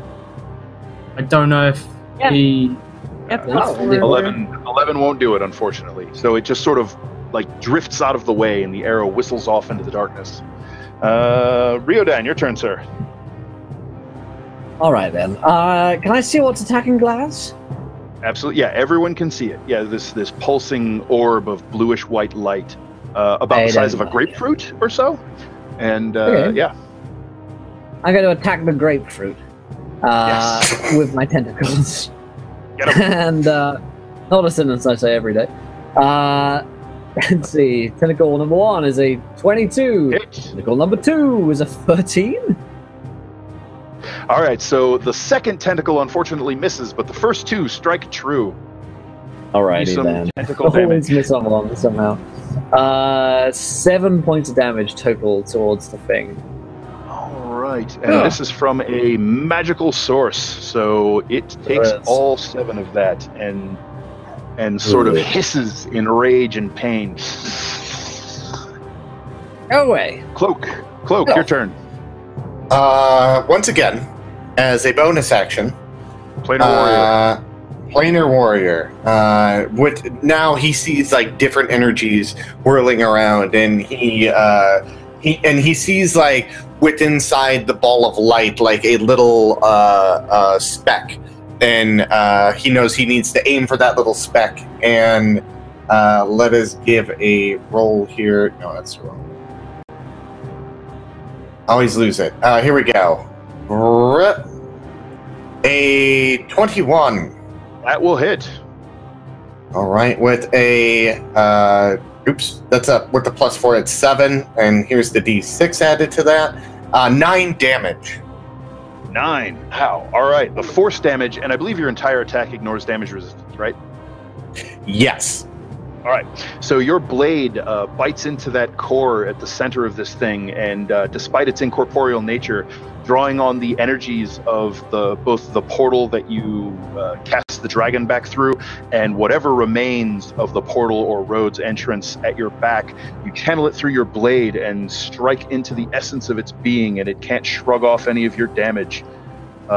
It begins to sort of flicker and kind of goes from that bluish white to a deep red, and is just sort of pulsing almost spasmodically. Kari, your turn. I am muted. I am going to reach into myself and pull out my claws of darkness and attempt to attack it. Nice. Get him.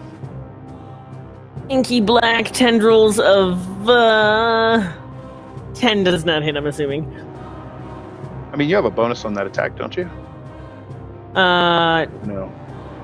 You're blessed? Yeah, I rolled my plus 10 total. Yeah, 20 was 9 and bless.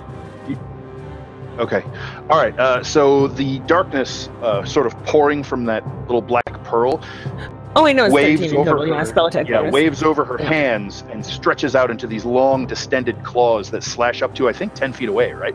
And so from the safety of back where she is, she lashes out with these shadowy claws. But the thing is fast and weaves this way and that and just sort of dodges between all of the talons. The wisp. Oof. The wisp is going to turn invisible. Its light vanishes. Woof.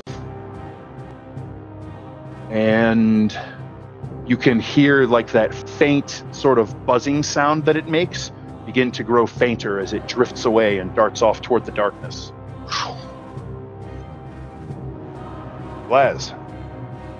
Glaz is going to reach down towards the ground, and instead of shooting energy into it, he starts drawing it into himself and use the ley line energy to charge his inhuman vigor, and I am going to roll a hit die. There you go. Spend a hit die. Yep. And D6 +3. Get back 8 hit points. All right, the rest of you watch as the burns on the back of Glaz's neck, where the wisp electrocuted him. You can see the flesh sort of bubble and pop, and the outer edges of it just kind of slough off, and there is whole undamaged skin underneath. And he just gets a wave of renewed vigor and takes a deep breath. Just kind of, Kane, your turn. That's smarted. Got anything? I'm gonna have to just shoot him again.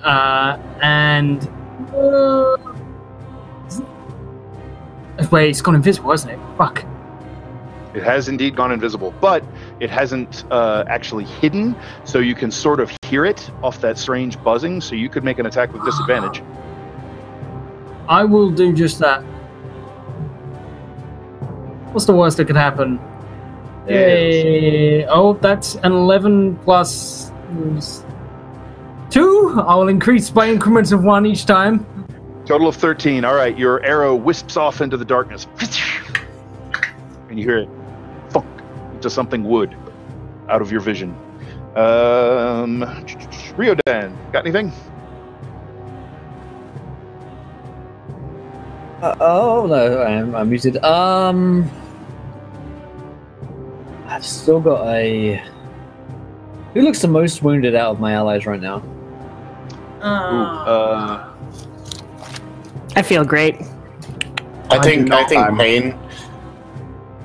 Yeah, I'm in double digits after mine, so... Okay. If Kane's looking bad... Yeah, Kane's pretty jacked up. He's bleeding profusely. Okay, I will use one of my second level spell slots to go up to Kane and cast a Cure Wounds on him. So we've got each other's backs in this one. So 7, 8. That's shit. 8. All right, Kane. Some of your blood begins to run sort of in reverse back up your arm into the wounds, and you feel the pain begin to lessen, and the flesh knits back together. Like he just lets out a grunt of thanks. All right. Ooh, Cloak, you're up. So with trying to listen to where this thing is, he's going to strike out at it, trying to get away. And so it's a good ways away at this point. It flew pretty quickly, and it's out of the glade and into the edge of the forest. So you think hitting it with your sword may not be in the cards. Okay, no, never mind. I'm not going to do that. What I'm going to do is turn the card your bow and fire it if you want. I do not have a bow. I have a dagger that I could throw, but I don't know if I could throw it in that distance. You can probably. Well, I think a dagger's max range is 60. Is it 60? I think so. Okay. So what he would do then is kind of do the planner warrior thing, and then sense the energies that are within it, and then go fucking die, and then throw it at disadvantage. You said at disadvantage, yes. All right. Several reasons. Oh no, that's the damage. Here we go. And so let me 11 plus the 1d4 from my bless, a 15.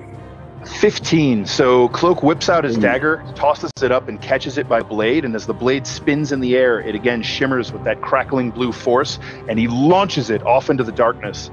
And you hear it just sail through and then into the turf. Nothing? Okay. Nothing. Damn it. Kari. Well. We can't see it anymore, right? You cannot see it. You can kind of hear it, but you can't see it. I am going to use my nat 20 and shoot at it. All right. Well, that will do. So you draw back your bow, and again, that strange, almost armored, ghostly form appears over your own arm, and the dwarf whisper in your ear, Karshath. And you loose your arrow. And another is it another times d6. two or is it Okay, yeah. It's Sorry, double dice. Yes! Oh, no! So for some reason that didn't. So it doesn't double the bonuses. It is just the arrow, the damage die. But that's still quite plenty. The arrow sails through the air, leaving this purple sort of streak of light behind it from the glowing tip, strikes into something solid, and you hear a terrible, like, hollow scream. And there's a poof of light, and your arrow just kind of drops to the ground, and that buzzing sound at the edge of your hearing vanishes. All right, the forest goes quiet in the wake of the battle, minus your own panting grunts of exertion and winces and sharp breaths of pain from those of you who've been quite brutally mauled by this creature. Oh, yeah. Kane hacks up a bloody cough and the hell was that? Lick himself clean. In rude. Right, hold on. You see Cloak holding empty vial, and he's like, first things first, put that in there.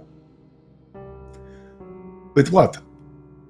Put that shadow thing in here, and then we're gonna seal it. I oblige. It goes in the bag. In the bag. No,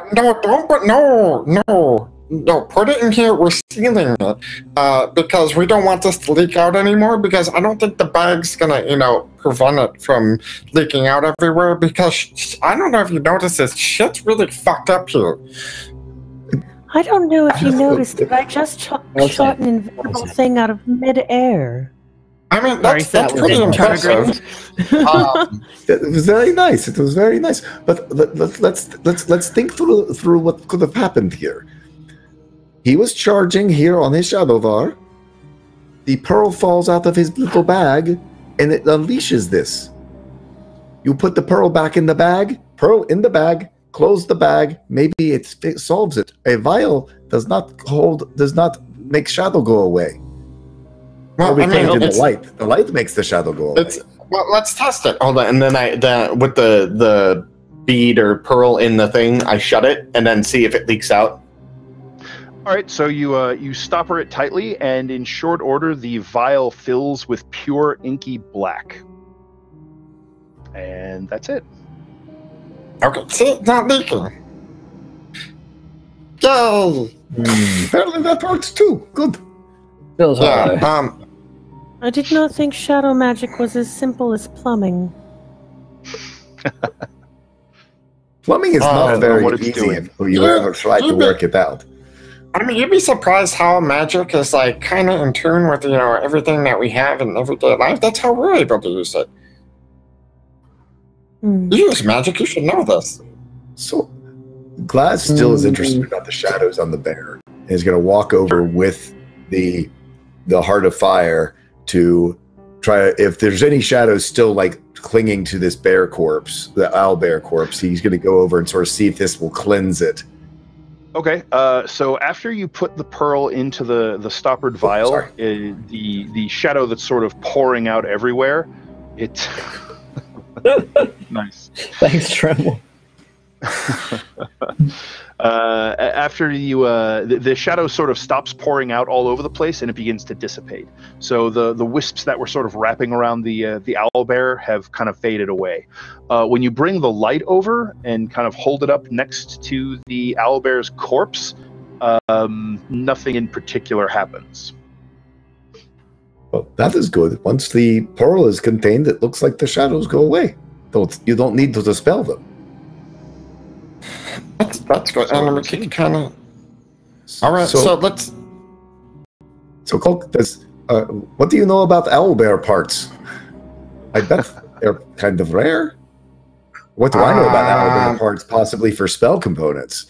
Like owlbear feathers or teeth or claws? Or... some spells could use feathers, and owlbears certainly have them. Bits of fur are also useful in some spells.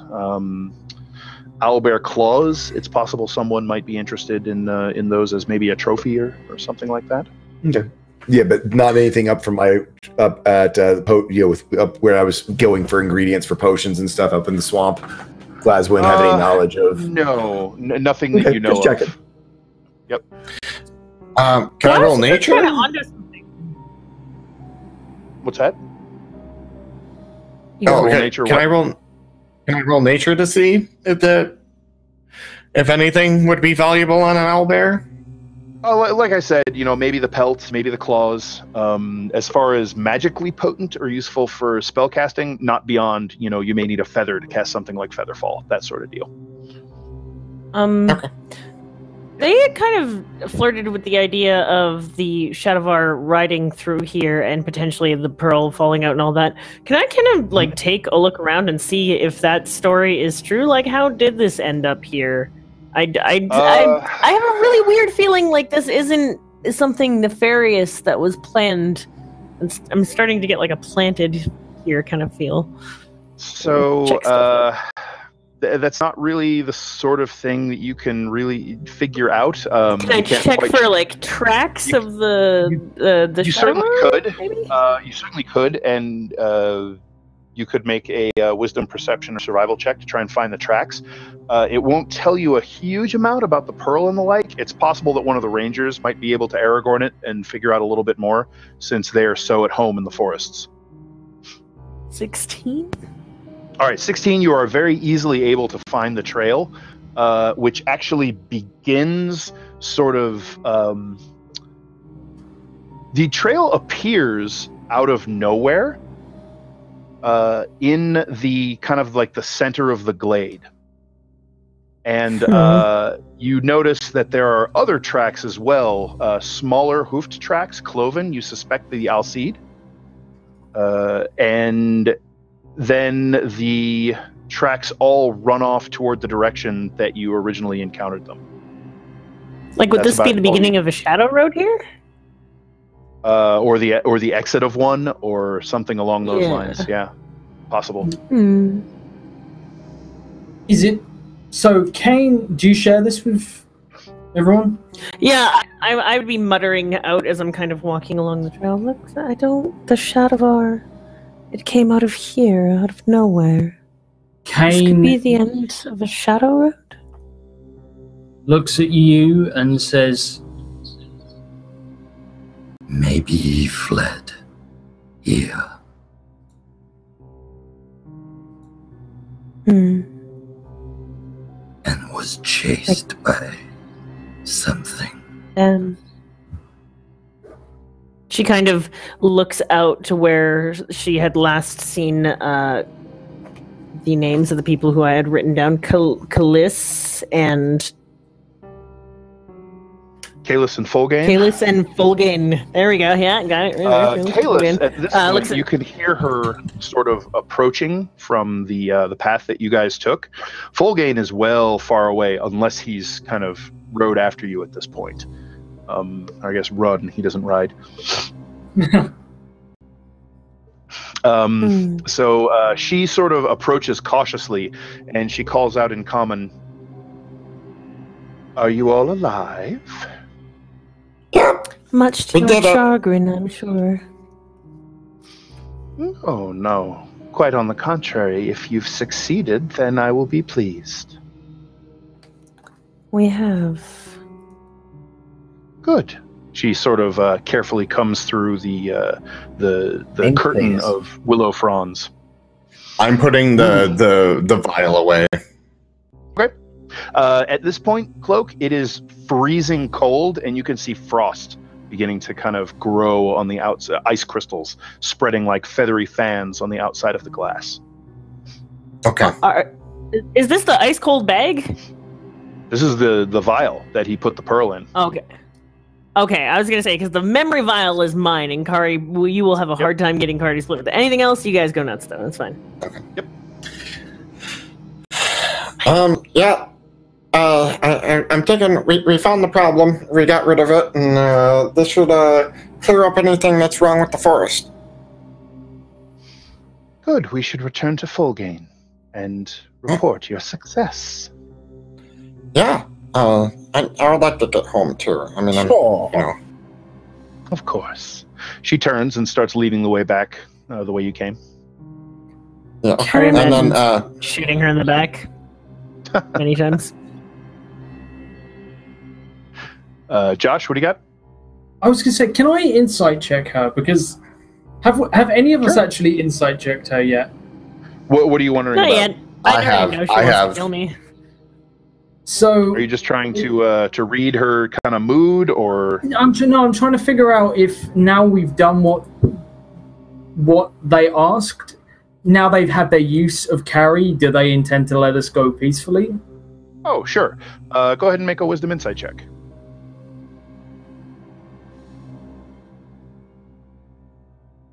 That's an 18. Pretty good, pretty good. You get the feeling that she is content at the moment, and you don't get any feeling of duplicity or deceit off of her. Nor does she seem to bear you any active ill will. She seems kind of disdainful of you, but she's sort of covering that with a polite veneer. Okay. In which case, Kane will just keep an eye on her, but sure. He will turn around and look at Carrie and gesture like for a drink and your bag, because you were in the process of giving him something, and then no,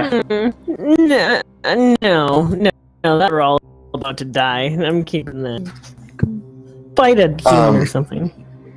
I would look at Glaz and be like, when we get back to town, and be like tugging on his robe and be like, I have so many things to tell you right now. It's crazy. Okay. All right. What crazy things have you got up to?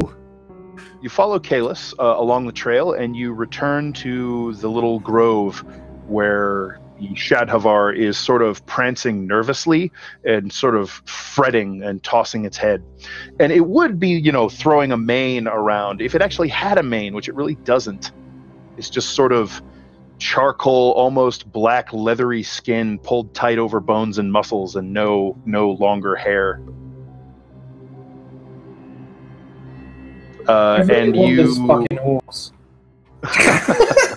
I really just want this fucking horse. Somebody tame this. I'll give you so much. So as you approach, it begins to walk over toward Kari, and you, after a moment of it appearing like the grove is empty except for the Shadhavar and the Shadowfey corpse, you see the Alcide sort of reappear by stepping out of the brush at the sides of it, and Kalis says can I in Sylvan, slyly... which... Oh, sorry, what? Before they approach us, can I cast, as stealthily as possible, speak with animals? You're pretty sure that won't help with the Shadhavar, if that's your plan. It is not a beast. Yes. Oh, it's not a beast? Boo. No. Okay, X that then. Right. Pretty Shadowvar. So Kalis says in Sylvan, which, a couple of you can understand. Kane, you can still understand her. She says... I've given up with trying to figure out how I can understand languages for now. She says, it is done. They have performed as you asked. They killed a corrupted owlbear. They slew one of the unquiet spirits that feeds on anguish. And they seem to have removed the creeping shadows. The sort of the fellow in charge with the much larger antler rack sort of nods his head and looks over at you and says, "This is pleasing. I enjoy that we have had this chance meeting, and I apologize for our earlier manner. I hope you can understand our caution." Oh, no, I understand. We're in your territory and stuff like that. And I'm talking in common back to him as he's talking in Sylvan to me, I imagine. And he'd be like, well, it was really nice meeting you. And he holds out his hand. So he comes forward and he offers his hand to you and clasps yours. Yeah, and then probably do the Herculean handshake. Yeah. Forearms. And then he's like, well, I hope we get to meet again in the future. He pauses for a moment and says, perhaps we will. I shall see to it that my kinsmen know of you, and they shan't kill you on sight. and he manages just a tiny bit of a smile. At this point, you hear some sort of rustling in the brush, and Paula Everforge, who was with you originally, if you recall, sort of steps out near one of the Alcide, and he looks over his shoulder and says, "We ensured that your friend neither wandered off in the dark, nor was harmed by anything that should come upon her. You may leave now as friends." I very much appreciate that, and yeah, I hope next time I'm not full of your arrows. So, see you guys later. So he nods once, and they all just sort of walk back into the forest and melt into the underbrush. And I turn to everyone and I'm like, "Let's get the fuck out of here now!" Agreed. These guys are fucking crazy. That's going for me. One slight retcon. Wait, didn't they guarantee us safe passage? As in, they were gonna safely pass us through? No, they were gonna kill us. Yeah, safe passage means they weren't going to chase us the fuck out of here. No, they also did say that they would tell their kin that we were coming. So if there are any more of them out there, we're not going to be shot as we venture through the. Right. How long of a track? Hang on. Back in the glade, I said you could see Alcide tracks along with the Shadhavar. I apologize. That was a brain fart. They never ever leave any tracks at all. So there was just the Shadhavar. Oh. Yeah. Yep. Yeah. So how long? What was that? How far away are we from town currently? Still a solid several hours travel. You'll probably get another 1 hour or so in before you'll really want to stop for the night. You could push through and force march, but you'll risk exhaustion. So you guys just want to set up camp here? Yeah. Yeah, I do. Yeah.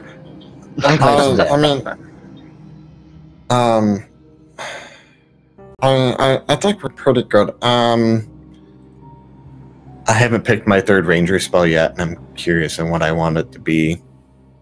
Because I don't want to make it a basic spell where it's like Hunter's Mark or something like that. I want to do something new.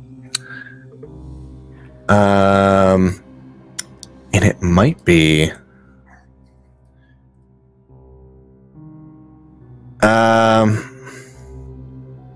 While you guys take your long rest, you guys, so you're gonna like hang out next to this corpse. You gonna do anything about the dead Shadow Fae? I will bury it if I. We don't have any tools to bury it with. We don't have shovels or. I mean, somebody might. You guys tell me. You guys. I don't Yes, care. I have a lot of stuff, but I do, and the reason I do is because I've had to bury bodies before. You actually have a shovel on you? Yeah. All right. Sweet, let's fucking get digging. Yeah, I mean, Kane, you're a soldier too, right? Yeah, it's more. If anyone asks, yeah, maybe I'll use that. By the fact that you have a fucking shovel on you, like he goes, wow. He's a soldier ranger. He goes nowhere without an entrenching tool. Yeah, right. Shovel, crowbar. Like I picked up. I've been playing a while. Like I picked up on all the cool little things you need. Righto. All right, so you guys can take your long rest. As part of that, you can bury the corpse, so it's not going to be attracting anything nasty right there. And there is some fresh water nearby, so this is a very comfortable place to stay. And you know at least that anyone that's hostile is probably going to have to deal with the Alcide out there before they deal with you. So that can actually, as it turns out, sort of help leave you with a more comfortable feeling as you settle in for your rest. So you guys go ahead and handle your long rest. Go ahead and pick your new spell known. Loke, I'm going to step away for a moment while you guys do that. I'll be right back. No worries. Man, that I don't know what spell I want to take. What you thinking? There's one called Zephyr Strike, but it doesn't. It kind of gets in the way of my other ability that I just got. I was thinking Zephyr Alarm. Strike is pretty cool though. It Alarm is. good. It's a bonus action, and I would rather use my Planner Warrior than Zephyr Strike. Gotcha. If it was an action, I would totally use that hand in hand because the bringing the 2 force damages together.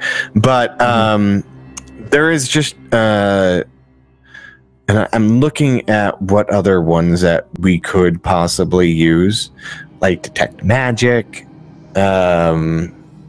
I'm looking at Beast Bond. Let me see Beast Bond.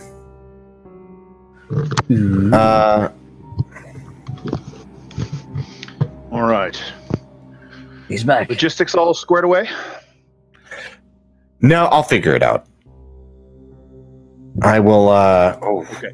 Ooh. You're picking another first level spell, right?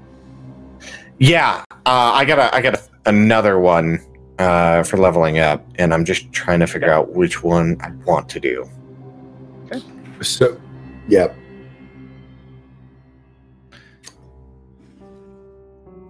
Oh, I know what I'm taking. I'm going to take Absorb Elements.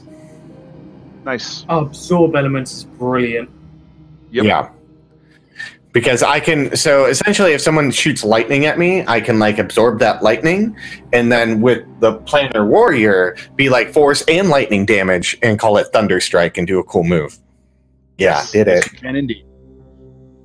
Very And true. It's not very even true. your final. It's not even your final form. It's amazing. No, it's not my final form. Right. Okay, so the night passes uneventfully. You still set up and keep watches. Paula insists on helping stand at least one of the watches. So she pulls her fair share. She also helps make and break camp. So basically makes herself useful around camp. She's not going to sit around and freeload on you folks who rescued her. So when the morning dawns, again, you're in the dense Margrave, so the sun's light really doesn't manage to filter all the way down to you very strongly. There's the occasional shaft of sunlight that pierces through the canopy, but for the most part, you're in dim light. You wake, you breakfast, and you see yourselves ready to make the last... Oh no, you don't need to roll a hit dice. You recover all of your hit No, points. I mean like because I leveled. Have you not done that do yet? that. Oh, no, yeah, that was totally. one thing we could do. Yeah. If you haven't, we did if you that haven't last gotten time? your hit, if you haven't gotten your hit I points to did. level 3, totally do that. Okay. I did Thank that. you. Oh, Womp womp. Okay, Thank so you. the way I'm doing hit points, if you guys opt to roll, ones don't exist. Please roll again. oh, thank you. What a merciful Greg. Are you serious? Ones don't Why? exist. Please roll again. Let's try it again. There you go. Okay. Fine. There you There we go. Thank you. And for Okay. anyone watching or curious, the reason I do that is because if you can roll a 1 on the die, then the average you get is actually lower than the static value you can choose to take at level up, and that sits ill with me, so I just knock 1 off the dice, so the range is 2 to the max result, which gives you the same as the static value you can pick. I don't want it to be Kari a is not with the suboptimal dice. choice if you want to roll. I know that when we hit level 4, I'm going to take the toughness feat to get the additional hit points. Yep, That's what I'm feats are planning. Good to go. All right, so if you guys are all set, then you can continue on your way. The remaining few hours left in the Margrave Forest is somewhat tense because you have learned that this place is not to be trifled with, and no matter how formidable you feel, this place, it seems like you're the alien, you're the invader, and it does not appreciate your presence. You get this feeling that the forest wants you to leave throughout this whole time that you've been here. And when you finally break out of the tree line into the fields to the north of Zobek, you can breathe a sigh of relief, except for Kari, whose eyes slam shut involuntarily as the sunlight stabs at them and her skin begins to prickle in its burning touch. Why don't you ever buy like tinted sunglasses? Because you're always walking around with Sunglasses. well, tinted I glasses. asked Dan about sunglasses, you fucking jerk. What are sunglasses? I meant tinted glasses. Are there tinted glasses? What are... No, he said there are not, so... Oh, I there mean, are not? I mean, you can find like Well, I'm a tinted fashion icon. I glass wear these all the time. Sure. Yeah. Certainly. I mean, they won't help sunlight sensitivity, but they exist. I'm a Dampier sex icon. All right, so in You should invent something to help with seeing in the sunlight. in the early morning, you so one thing we do need to keep in mind. there's a Shadavar behind you. The Shadavar, exactly. The Shadavar. What are you guys doing with that when you set out from the forest? I'll write it if it lets me. So if when you approach it carefully, it allows you to set up in the saddle and mount. Yes. Yeah, I have nothing in animal handling. Okay. But I'm gonna ride. Walking is for chumps. No problem. So you can totally ride it. So you pass through the forest, and when you arrive at Zobek in mid-morning, the Shadhavar seems uncomfortable in the sunlight, but doesn't seem to be suffering for it. It just prefers the gloom. As you approach, you can see the roads up ahead, and there are travelers, merchants coming from afar to go and sell their wares in Zobek or to conduct business. And you get a few sort of nervous looks as you're riding this seemingly undead unicorn toward the road. After the first group sort of passes by, the Shadhavar tosses its head, lets out this sort of piping wail through its horn, and then there's a ripple around it. And in a second, its form is replaced by that of a black stallion with no horn. Fuck yeah! Fuck yeah! Oh. That's so cool. Corey, Yeah. I'm sure Glaz is totally chill. Hold on. Glaz and Cloak are like. I am so jealous. I missed that. What happened? The basically, I have Shadhavar- another Morty in this campaign. the Morty the hey, the second. The horse is Morty the second. The Shadhavar seemed to realize that it and Kari were getting some pretty suspicious looks from people, and so after those travelers passed, it sort of concentrated for a moment, and then its form rippled, and it now appears as a hornless black stallion. So at this point, you see Cloak. He has like a notebook out, and he's like taking notes and like going to glasses. Like, did you see that, man? That was okay. So right now, so it is both this and the other, I guess, or is it an illusion? Do you think it's an illusion, or did it? I think it's an illusion completely. Well, I think it's Glaz goes up to try to get in front of it and see if he passes his hand, whether he bumps the horn, to see if it's with an illusion or not. Just so like with like a disguise to help out make yourself look taller or smaller, how you can still bump into someone. Why don't you go ahead and make me an investigation check. Okie dokie. Ooh, this is something Glaz actually knows how to do.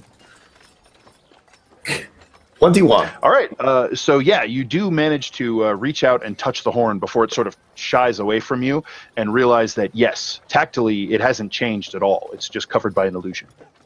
It's an illusion. Isn't that needed as a?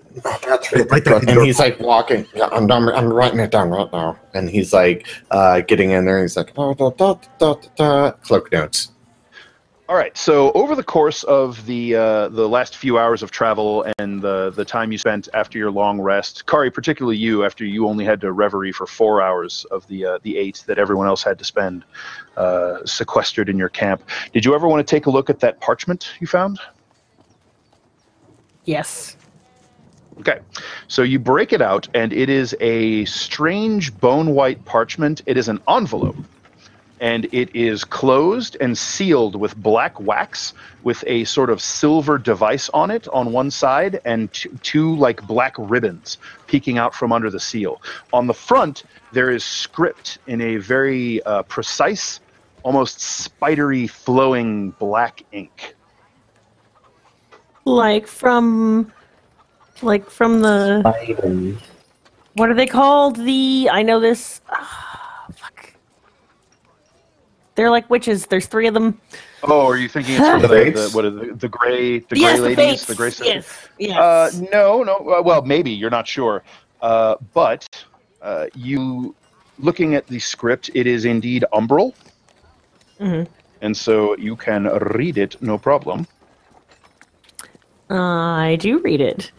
And it is addressed to His Excellency Ambassador Gleninin Thelamandrine. and then below that is an address. It says Winter's You were going to Kiss. have to spell that? I'll type it for you. Okay, thank you. Below Winter's that Kiss, says got it? Winter's Kiss, Zobek. Winter's Kiss, So, as in like... It's capital W, capital K. Ben's got it spelled for you in chat. Did he? Thanks, Ben. Thanks, Ben. Thanks, Ben. You're the best. To the Collegian District. I have a premonition. Right. So Isn't like the core of my people like the sun, or no, the winter and spring? No, that's moon and stars. Never mind. right. So you know that the Shadow Court is sometimes also called the Winter Court, and there's the Winter Palace. Yeah. So this place is called Winter's Kiss. So any of you who have spent a significant amount of time in Zobek, which at this point we'll say Kane, Kari, and Cloak can roll it. I think Glaz and Riodan have been particularly occupied with during the time that they have spent in Zobek. The rest of you have been getting around a little bit more and moving in circles where you might have heard this. Why don't you three make me an intelligence history check to see if you might recognize anything? Are you saying we get around more than Reardon? Because I'd like to complain about that. Reardon I gets around. I said you get around in the right circle. Yeah. Know what I'm like? What am I rolling? Sorry, history. Intelligence history, yes. I got a straight up 14. Straight up 14. I'm not I got smart. 7. All right, so with those rolls, only Kari has heard of Winter's Kiss. You know that it is a place in Zobek, and it is sort of the well, you assume based on the address of the envelope that is an embassy, but you don't know anything more than that. The rest of you haven't really heard it. So with that, we will have you returning to your homes in Zobek, and you can take, well, whatever you wish to do now, having returned Paula from her captivity in her family's ancient hold of all places. Once you pass through the gate and onto the streets, she'll turn to you and spread her hands out wide, and she'll say in her sort of sonorous voice, "Friends, I can't thank you enough. Riodan, please, I've not forgotten that I owe you, as well as the rest of you. If you wish, give me the armor now, and I will refresh myself at home, and I'll begin work immediately. You'll have your armor complete tomorrow." What about this? And then he brings out the dragon, one of the dragon scales, and then the teeth. And he's like, "Yeah." You wished me to make that a mask, yes? Yes. Very well. If you will give them to me, I shall begin. She kind of looks at the scale and arches an eyebrow. I'll see what I can do. I'm afraid I can't make any promises, but I will bend all of my skill to it. Do you need the blue fire? She kind of. It looks like she's about to refuse that immediately, but she catches herself, and she says, "Yes, we did discuss using the Heart of Flame to fuel some of this work. Glaz, if you would be willing to bring it, we can see if we can channel its flame into my forge temporarily." Yes, I know you did not want to keep it there overnight, but I can bring it from the hedgehog each morning if you'd like. Yes, that would be good. Well, after that's done, Glaz, do you want to bring it to the Collegium? Yes, I was thinking we should take it there, but we will, stay overnight at the hedgehog, because it's what time of day is it? Oh, it's basically early to mid-morning at this point. Oh, well then we have time. You guys made most of the journey last night and camped. And I bet the library is open. You can use your pass. If you here's the thing: if you want her to use the flame to do this work, you kind of need to take it to her now, because she's going to go start. Okay, well then we will go there now. Yeah. Well, let's go now, and then after we're done, we can go to the library. Well, I will probably go to Hedgehog, but if you want to go to the library, but I want to go talk to our friend there at the Collegium who sent us to go get the book. He might know something about this Heart of Flame and what is the best way to contain it and all of that good things. Master Diviner Rudwin Whitestone, he might have a contact or be able to help us himself. Well, let's go over and then you and I can have a conversation and probably goes to the fuck house. I do not think that he seems like someone who would be visiting the Railden's place. No, he seems like a nice guy. I really don't think that is... No, not him. I'm talking about our companions. Well, of course Railden will be at the fuck house. That's where he lives. Yeah. Well, I mean, all the other... fuck house. All right, so on the docket, we have Paula Everforge finishing Riordan's plate armor, fashioning the flame dragon scale and bear teeth into an imposing, frightening mask for Cloak, right? Once that work is done, you guys want to take the Heart of Flame to the college to research it or to give it to them? I'm thinking the idea would be if we're leaving it with her, we go sort of ask about it, not necessarily say that we've got it and want to bring it to them, because I mean, Glaz, of course, would be like, "Oh, here you go," but I'm sure that Cloak would probably stop him before he just started turning things over to the Collegium. I don't think we can leave it with her because I don't think she wants to have it alone with her, as she sounded. So with that, Cloak would be like, We'll figure something out. But when we get done here, we can bring it over. Can we just pretend it's like a normal torch? Oh no, we gotta hide it. Oh, it's blue. We can't put it in a room. It is blue. Oh crap. Yeah, it's blue and it still produces heat. It's a small flame, and magic is not so uncommon. I think you're making a bigger deal. I mean, it is just a torch. Like, you can leave it in your room, like in a torch sconce or fireplace or something. oh, okay. Yeah. Anywhere you would leave like a normal torch, this thing will be fine. See, if you want to hide things, Glaz, the best thing to do is hide it in plain sight because people never look where you're supposed to. Perhaps we should take turns watching it I think that is just because you are short and you cannot see all the same things that I can see in plain sight. Curry bursts out laughing and has to walk away. It's just because she doesn't even try to hold back. She doesn't even try to hold back. Her contempt of Cloak is just so much where she's just like, yes, a good one, Glaz. You just see him like squinting and he's like, you win this round, okay? Oh, was that funny? I'm sorry. In addition to all of that, you guys have a sealed letter that's addressed to the ambassador, His Excellent the Ambassador at Winter's Kiss, whatever you would like to do with that. And you also, I'll remind you, if we take it to somebody, then I have to give up the liquid memory. Right. There's a liquid memory. You also found if you recall back in the halls of Everforge, when you searched the scholar-looking dude, you found a strange little pouch with this like a little ball of putty, yeah. almost like putty, but it had almost like a sweet, I gave that to Glaz, sort of spicy smell. Spicy and earthy. She was licking on it. Yeah. Yep, I tasted it. You guys still have that, and I think no idea what it is. Well, and Glaz is going to work at the Hedgehog. He has prestidigitated those robes clean, but he's going to see if he can barter someone to use like a mending spell on them so he can sell them for their full work. Oh, easily. I mean, I figured the Hedgehog, probably just to get rid of Glaz, they probably would do it. No, not at all. I mean, they talk shop there all the time, and you're asking someone to ply their magic. They'll...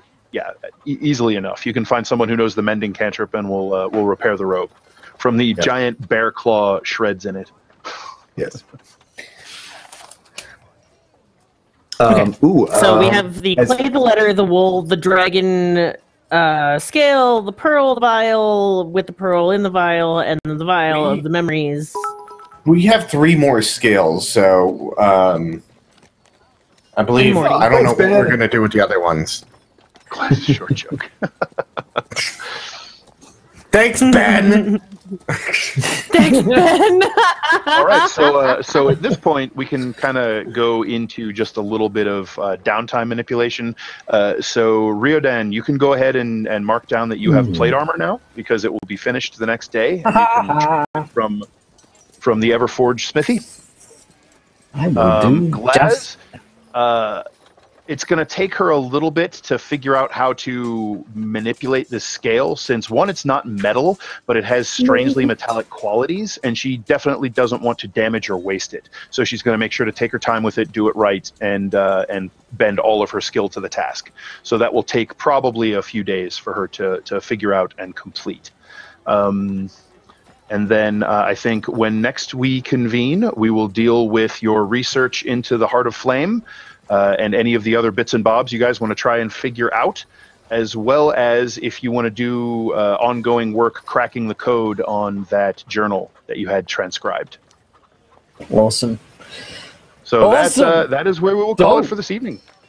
Oh, I also want to talk to Glaz about all the cool things that have been going on with him, and also kind of secretly talking about, when no one else is around, that he has that stupid frozen vial full with the shadow pearl in it, and figuring out how they want to study that.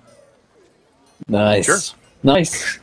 Good job, everyone. And that is a wrap for tonight's session, my friends. So hopefully you guys enjoyed the show. If you did, let us know there in chat.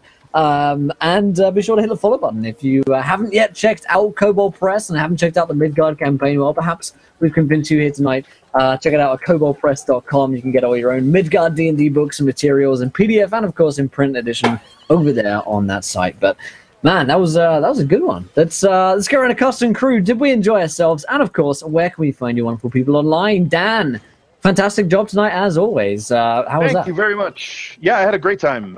You guys are super fun to run D&D for, and I'm digging every second of it. So I thought it was cool running around in a creepy, spooky forest at night where the Shadow Realm had started to encroach because of whatever this fellow, this courier, this messenger, whatever his deal was. He ran afoul of the Alcide, and we'll see what comes from that later.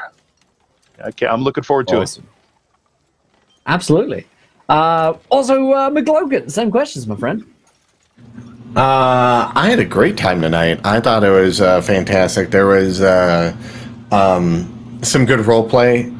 Cloak got to get into a situation where he didn't have to lie into one about what they were saying, because it was kind of straightforward and there's nothing to lie about. Like, oh, there's a secret treasure, where he'd be like, there's no treasure, and then everyone believes him and he goes get the treasure. But like, I had a blast tonight, and then I'm excited. I'm excited to see where Glaz and Cloak go for the 4 or 5 days they have been trying to get like stuff like built together and studying and all that kind of stuff. So the nerdy shenanigans begin over there, and then whatever shenanigans everyone else gets up to in that amount of days. So, but yeah, you guys can catch me on my Twitch, or not my Twitch, my Twitter at McLoken. I also run a show tomorrow night around 7 p.m. Central Time. We're called Chosen. There's a D&D5E campaign that's going to be on mixer.com/storyquest. So come by and check it out, where I do a bunch of... An airship is crashing right now in the story, so we'll see where that lands them. Skill check. Nice. Awesome, great stuff. Let's see. Tia, Lorelania. I'm muted. Hi. Twitch, click my name. It's right there. It's Lorelania. Follow me. I do lots of cool stuff. Mostly playing Heroes of the Storm and being a total salty bitch while I'm doing it. But soon I'll be For the Horde here on Twitch as well, and doing some really neat stuff coming up with Encounter Roleplay that I really wish I could tell you, but I probably would not be able to do it if I told you what it was, so just hang around. One of the best ways to find out news about Encounter Roleplay is to make sure that you join our Discord. We're active in there every day. I think we're over like 800 members inside of Discord now. It's just beyond crazy. Over 1,000 was on. 1,000. Okay, yeah. So 1,000 members in this Discord. So if Dungeons and Dragons, role-playing, anything like that is your thing, check it out. And yeah, I had a really good time. I got a horse. I'm always very happy when I get a horse. So Morty the Second has been born. We'll see if I betray him like I did the previous Morty, but we'll see. Morally gray. There must always be a morally gray Morty. Great stuff. And Toll School. Yeah, no, I had a blast. Glaz is just like an old friend to go and play around with him, being silly, and then get to do cool wizardry things with his geomancy. So I got my first backlash, so that was kind of cool. And yes, indeed. Yeah, no, looking forward to I'm looking forward to all the nerdy and geeky shenanigans of us decoding things and all that good kind of stuff. You can find me all over the internet as Tall Squall, and on Friday night and Saturday morning on my channel first, and then on Scraticus's channel on early Saturday morning. You can see me running our new module called Clearing the Midnight Wheel, which me and Bird vs. Plane have put together with our new little publishing thing that we're doing called Bird in the Storm. And if you want to tune in and check it out, keep your eyes out on my Twitter for more details. And hope to see you there. So you found me over here on Encounter Roleplay on the Midgard campaign. Great stuff. And last but not least, Josh. I am super salty that I did not get the horse. I'm genuinely upset. It's the coolest fucking horse ever. My name is Josh. I had an absolute blast tonight. You can find me over here on Encounter Roleplay doing things just before the World Tree burns. I run a campaign called The Long March, which season finale is next week, so I'm super excited about that. Other than that, you can find me around in the Encounter Roleplay Discord and around on the internet, and yeah, that's me.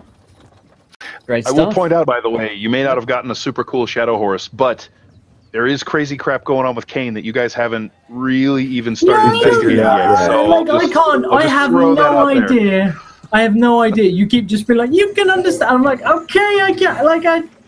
Fair enough. He's never told us that he can't understand it or he understands anything. He just kind of is like in the background, like. Well, here's the thing. We don't know. Here's the thing with Dan Dillon's, writing and story is that there's motivations behind everything. You just have to wait to find it out after the initial trailers. So we released this trailer. Well, like 10 weeks ago. It's going to come out any moment now. Yep, just got to take off that Morty Gray lens and really take a look at it. But, my friends, it is the end of tonight's stream, the end of tonight's show. Hopefully you guys really enjoyed yourselves tonight. I know I had a great time. You'll join me again tomorrow at 1 p.m. Eastern for Call of Cthulhu Doors to Darkness. We're getting really close to the end of that campaign, and boys are getting intense. And then, of course, we have the Warhammer stream with Jim Davis and Jonathan Pruitt from WebDM joining us. And then last but not least, we have Star Wars Rise of the Dark Side. This is the penultimate week of this season on Encounter Roleplay. Next week is the finale week. Take a couple of weeks off. World Tree Burns is a little different on the schedule, but the other shows, that's true. But until next time, my friends, try not to roll too many now ones because we want to be laughing when you do. Good night, everyone. Good night, everybody. More great stories of your friends. I'm rolling all the dice. It's amazing. Yeah.